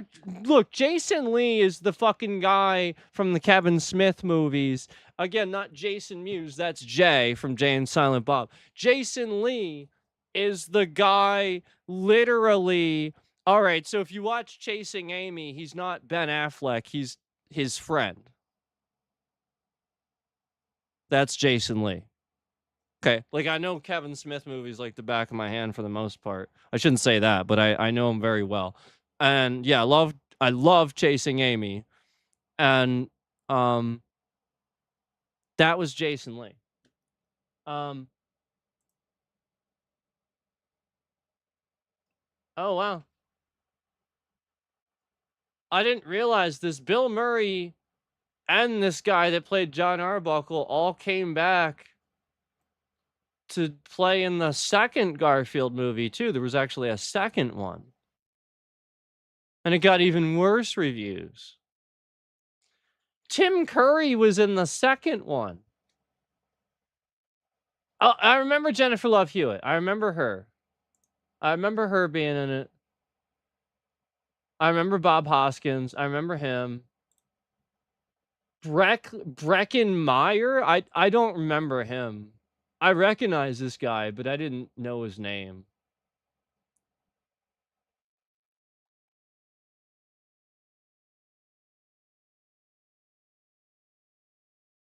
He's the same height as Tom Cruise, I think.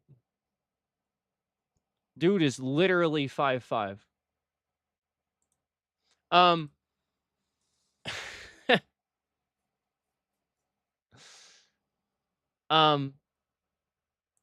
Yeah, even Bill Murray's taller than that, I think. Bill Murray's 6'2"? I didn't know that. He's like the same height as me. He's pretty tall. Holy shit. I knew Dan Aykroyd was tall. Dan Aykroyd's taller than that, I think. He's like 6'4". He's 6'1". Holy shit.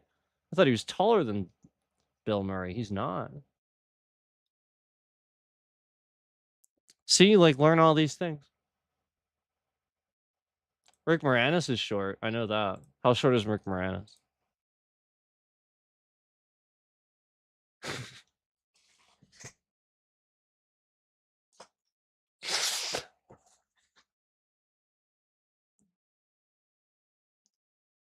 Maybe I should shut up. He's taller than the two guys that I just called short. He's 5'6". And he's known as the short guy in Hollywood. That's so funny. He's actually taller than some of those guys they try to like say are not short.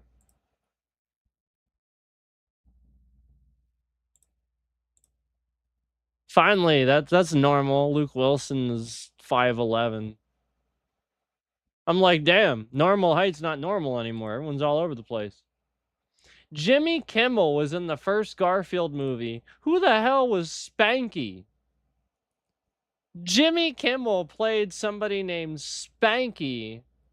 And who the hell was that? Now I have to figure this out. Who the hell was Spanky in the first Garfield movie? Garfield movie.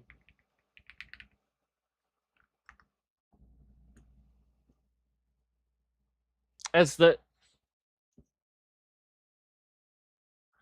dog at the pound? When was that? Hold on.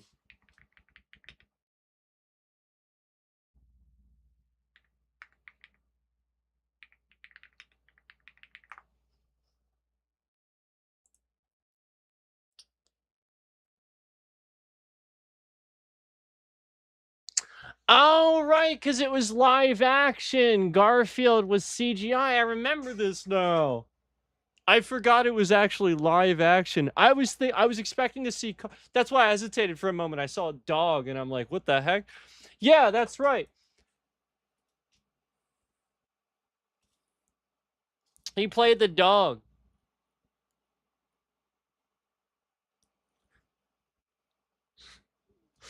That's great. Cameo voice from Jimmy Kimmel. Well, that takes it up a notch a little bit too. See, that's cool. Nick Cannon was in it.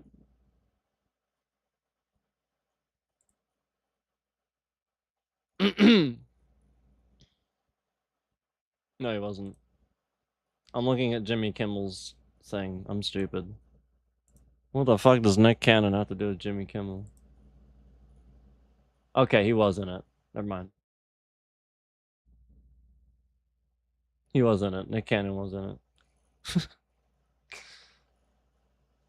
I was looking at Jimmy Kimmel's thing. That was interesting. Billy Connolly. See, I know him. Who's this dude that looks like Dave Draymond?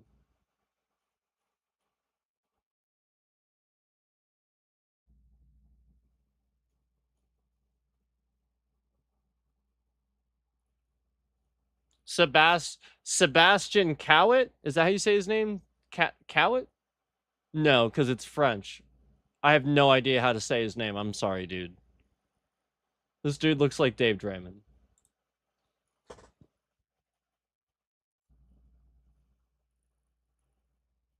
Just a little bit. Not like a lot or anything. Wow. I'm going to have to watch that movie again. I liked it.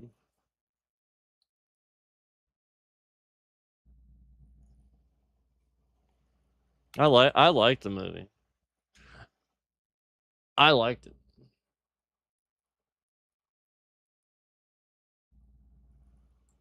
Bill Murray. 2004. Ugh.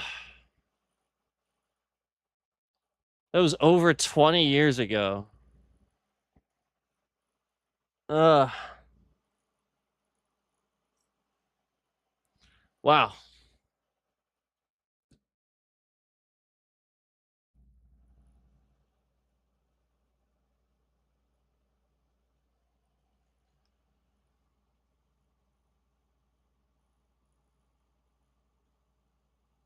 Yeah, Clue was awesome too. It was awesome. Good movie.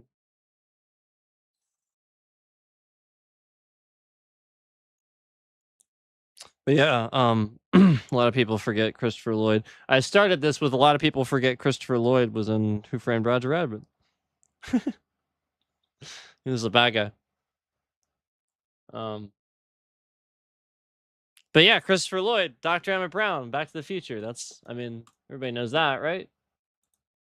That's certainly his most recognizable role, for sure. Certainly. Definitely how I got to know him. That was the movie for me. I watched that all day sometimes, like on the weekend, or something like that, or when I was really young. I would just, like before, like in the summertime and stuff, when you just like, not going to school. I literally just all day I would watch Back to the Future 3, and I would rewatch the scene. I thought the it was a Clint Eastwood trick, right? He stole it from Clint Eastwood. The where he takes the thing and he, the little trick he does, Um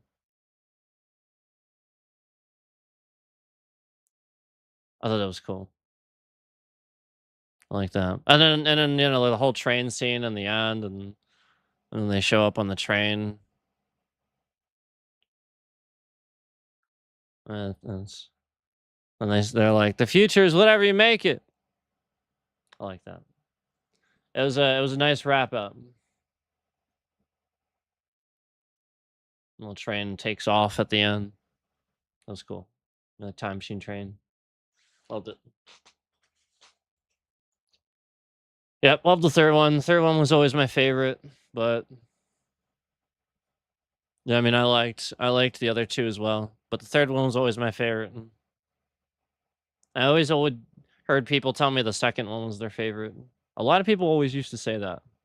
They would always say the second one when I was growing up. They would. Don't let them trick you into saying they always liked the first one. They're gonna say that now. They always said the second one. It was always that was always the popular one. But it was really good. They made a hell of a good sequel. They really did. They made a hell of a good sequel, because that was classically the era of really bad sequels. Terrible trilogies. Jurassic Park, phenomenal example.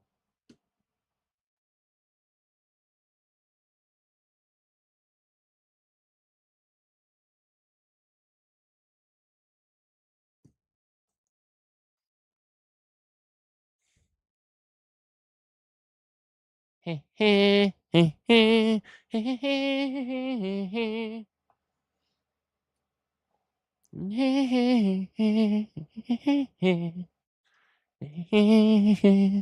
mean, I love the original. Love Jeff Goldblum too. One does not simply not like Jeff Goldblum, right? One does not simply not like. You gotta do it like Vigo, right? One does not simply not. Yeah. Like Jeff Goldblum. One does not simply not like Jeff Goldblum. Period. What's not to like? He's in a league. He's in there with Tim Curry and Christopher Walken. I feel like they're, him too. He's in there. He's in there too. Yeah, that's the category he's in. Loved him in Thor Ragnarok.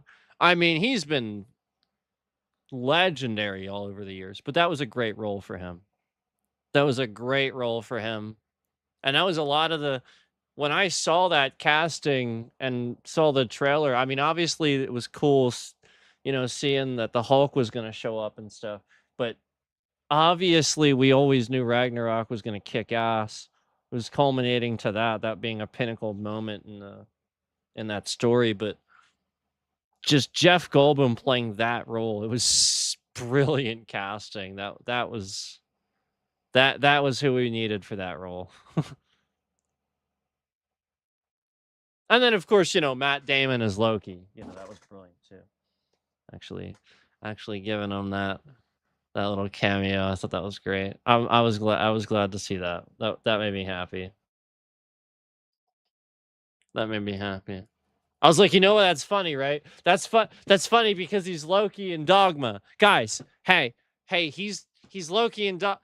It's funny because he's guys, you know he's Loki in Dogma, right? I was the nerd. I was doing that. That was yeah. That was sort of me. Sort of like Matt Damon a little bit. I sort of think that he's a really good actor. Sort of think Matt Damon's a really good actor. Sort of think he's like one of the best. He's a legend in his own right. No, he is. He's up beyond A. He's up in the S tier with Bill Murray and all them. He is. You gotta give it to him. And honestly,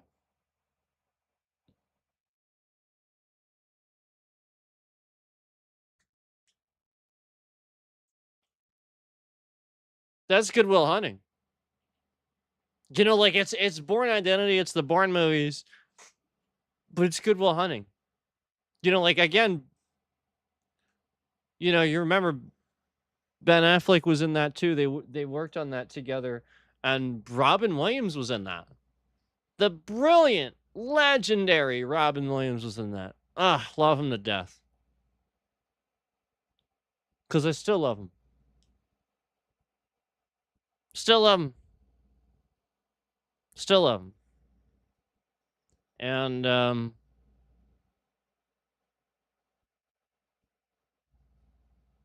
that was a good movie.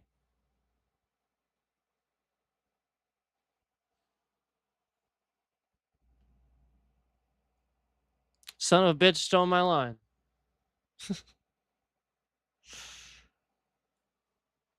I liked that movie. It was really good. And I miss Robin Williams a lot. I do. I really do. He was so funny. I grew up with Aladdin, and he was the magic behind Genie. He really was. He was the magic behind Genie.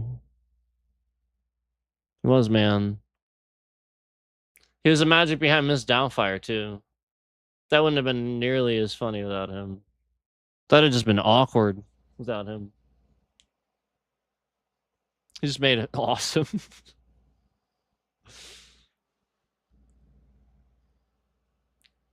I watched Mork and Mindy though too. Like I watched old TV shows. You guys know that. I watched. I mean, I even go back to. I've gone back to Blackadder days. You know, like I watched stuff. I watched Monty Python's Flying Circus. I mean, come on. I watched some old stuff.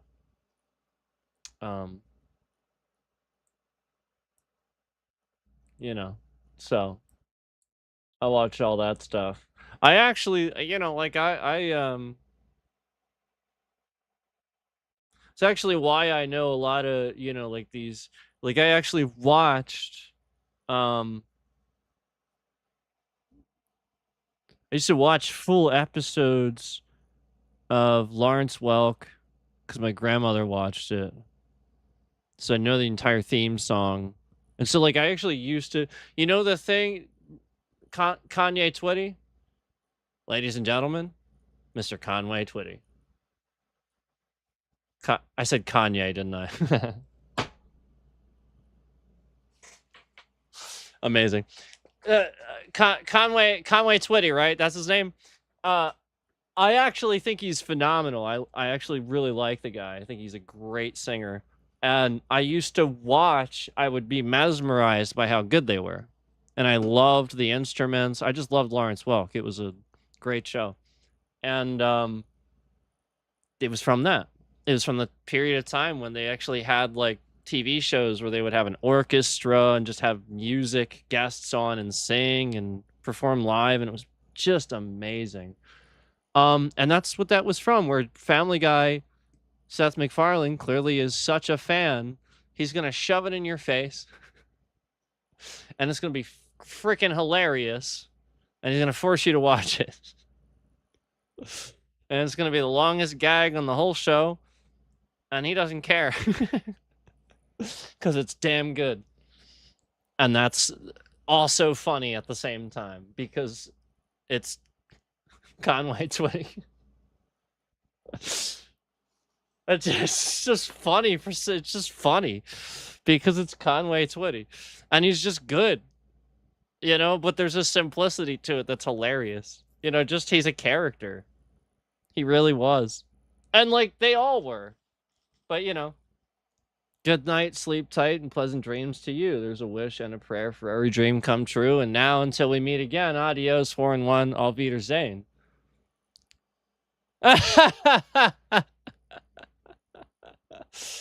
Yeah, they're trying to pretend like it's a copyright. Oh my god, no. That's the scammer. I'll be right back. I gotta document this. I'll be back.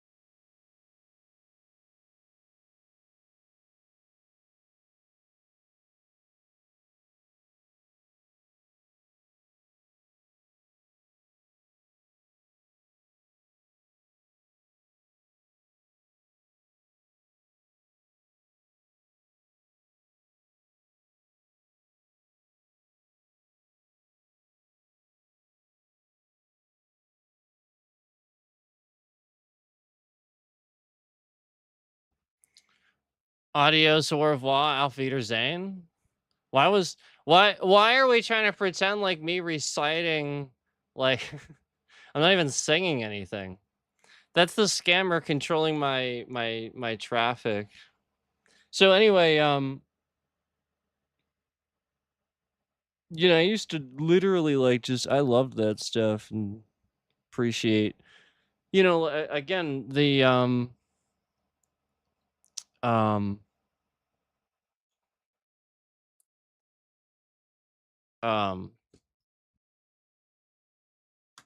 shit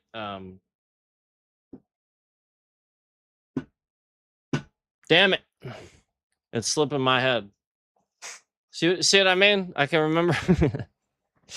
I'll remember it. I'll remember it 2 hours from now. I'll remember 2 hours from now. Um,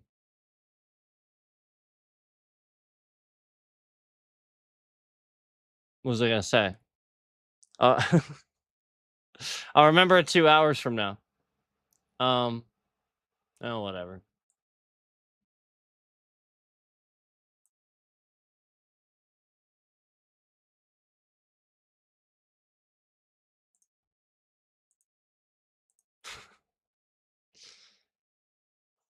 That's pretty funny that you're trying to pretend like my bit rate.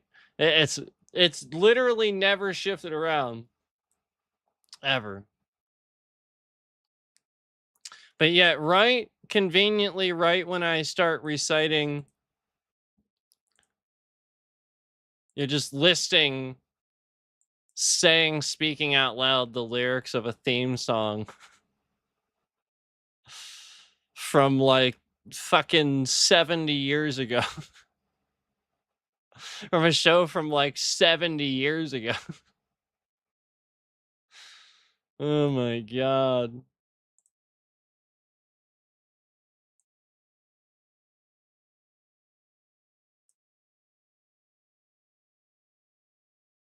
Wow.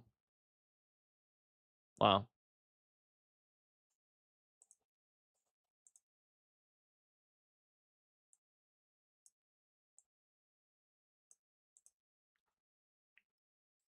Oh man.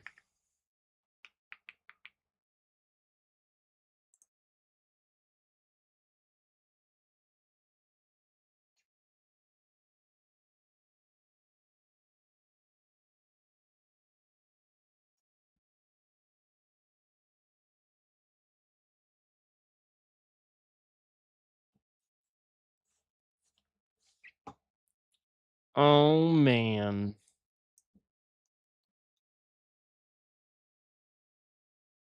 I just can't believe that you're gonna try to pretend like we're actually sitting at two concurrents.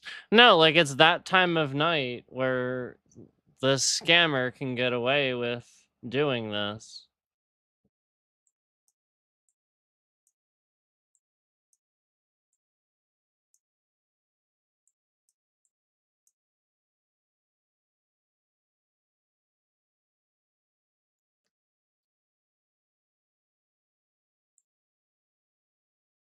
Unbelievable.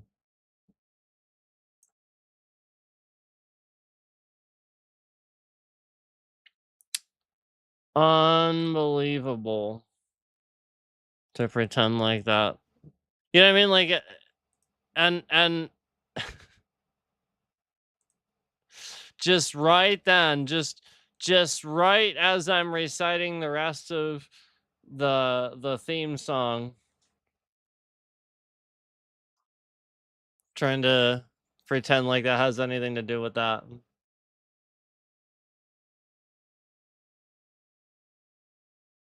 Unbelievable.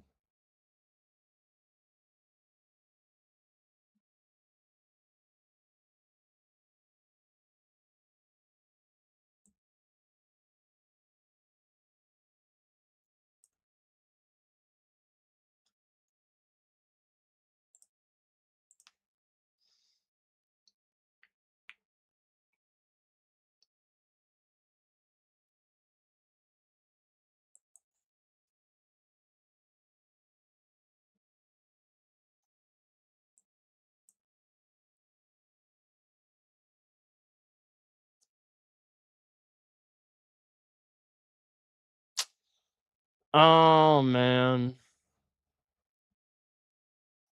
I was trying to think of that thing that I was trying to think of, but I haven't thought of it yet. I'm trying too hard to think about it.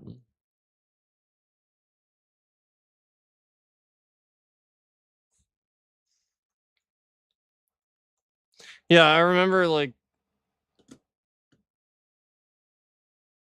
you know, again, like, sort of like that show, there's like lots of music shows at the time and stuff like that, like that was that hugely inspired music period in time, And that was the magic and beauty behind the Ed Sullivan Theater. Like that was the point. We had the Ed Sullivan show too. That there's all these, I mean, legendary performances by, the Beatles had legendary performances there, and plenty of people did. I think the Rolling Stones did too, if I'm not mistaken. But I mean, like the point is like the Ed Sullivan Theater, like that was the legend behind the music behind that was originally, a theater for that. And so like when Colbert came in and did his show there and stuff like that, that's why that was, it's legendary for musicians, like artists and stuff, to play there is because the Beatles and all these legendary artists had legendary performances there. Not just the artists themselves were legendary, not just that, but they also had legendary performances there. So it was just often considered, there's a reason for that, essentially. And then, if you remember, Paul McCartney came back to do Colbert's, final send off with them, and full circle came back and performed there again. As Paul McCartney, obviously, because we only have unfortunately, two of the Beatles left, but he sounded great. He really did. He always did. Paul just always sounds good.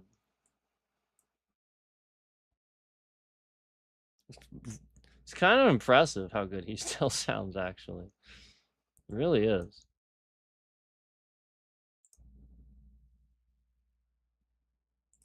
Oh man. Why are we trying to pretend like you didn't literally sit here and steal the trending from again, I'm literally looking at when that happened earlier. And it went it literally went down to 0 when that happened, even though it didn't.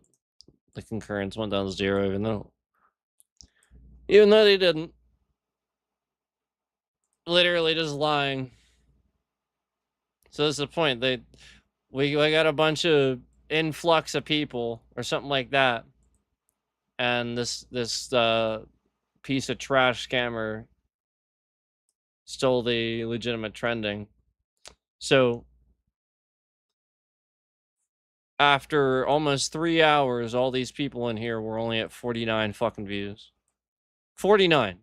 All these viewers, we've got 9, 8 likes on the stream, 7, 8, 9. All these viewers at various times, but 49 views.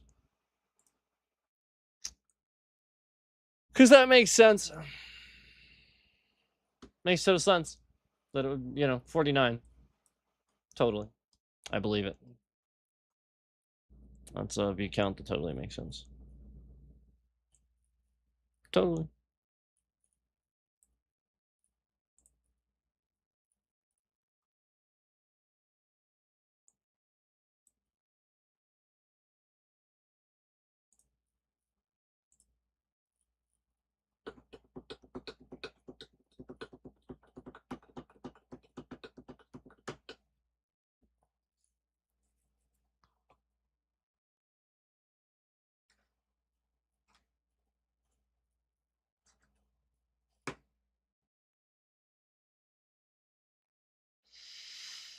All right. Guess I'm gonna probably get going.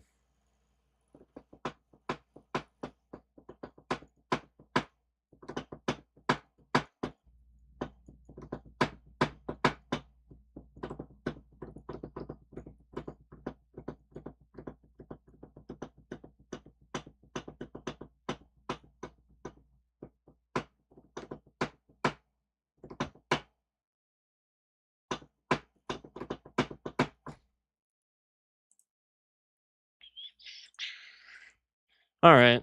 I'm in. I got nothing. I can sit here and talk about movies forever. So bore the hell out of you with that.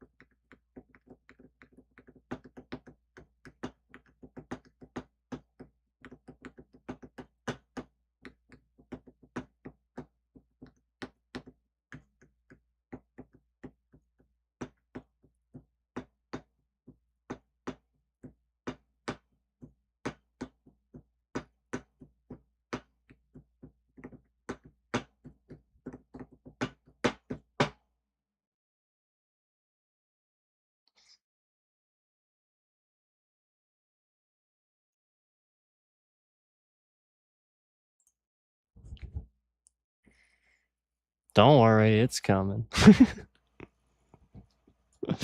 Don't worry, it's coming.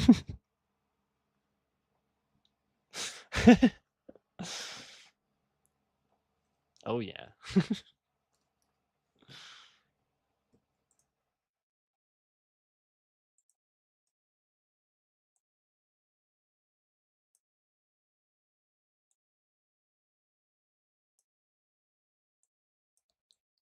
Whenever it feels right.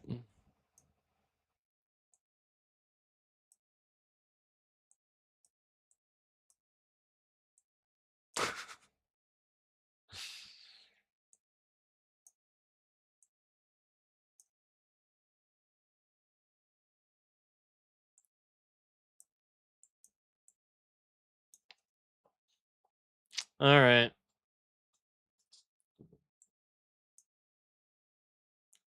Discussed a lot of nonsense, but a lot of cool nonsense at the same time. And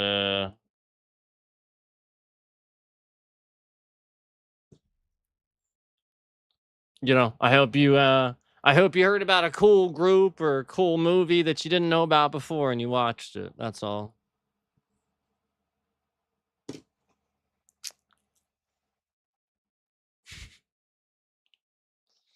Anyway. See you later.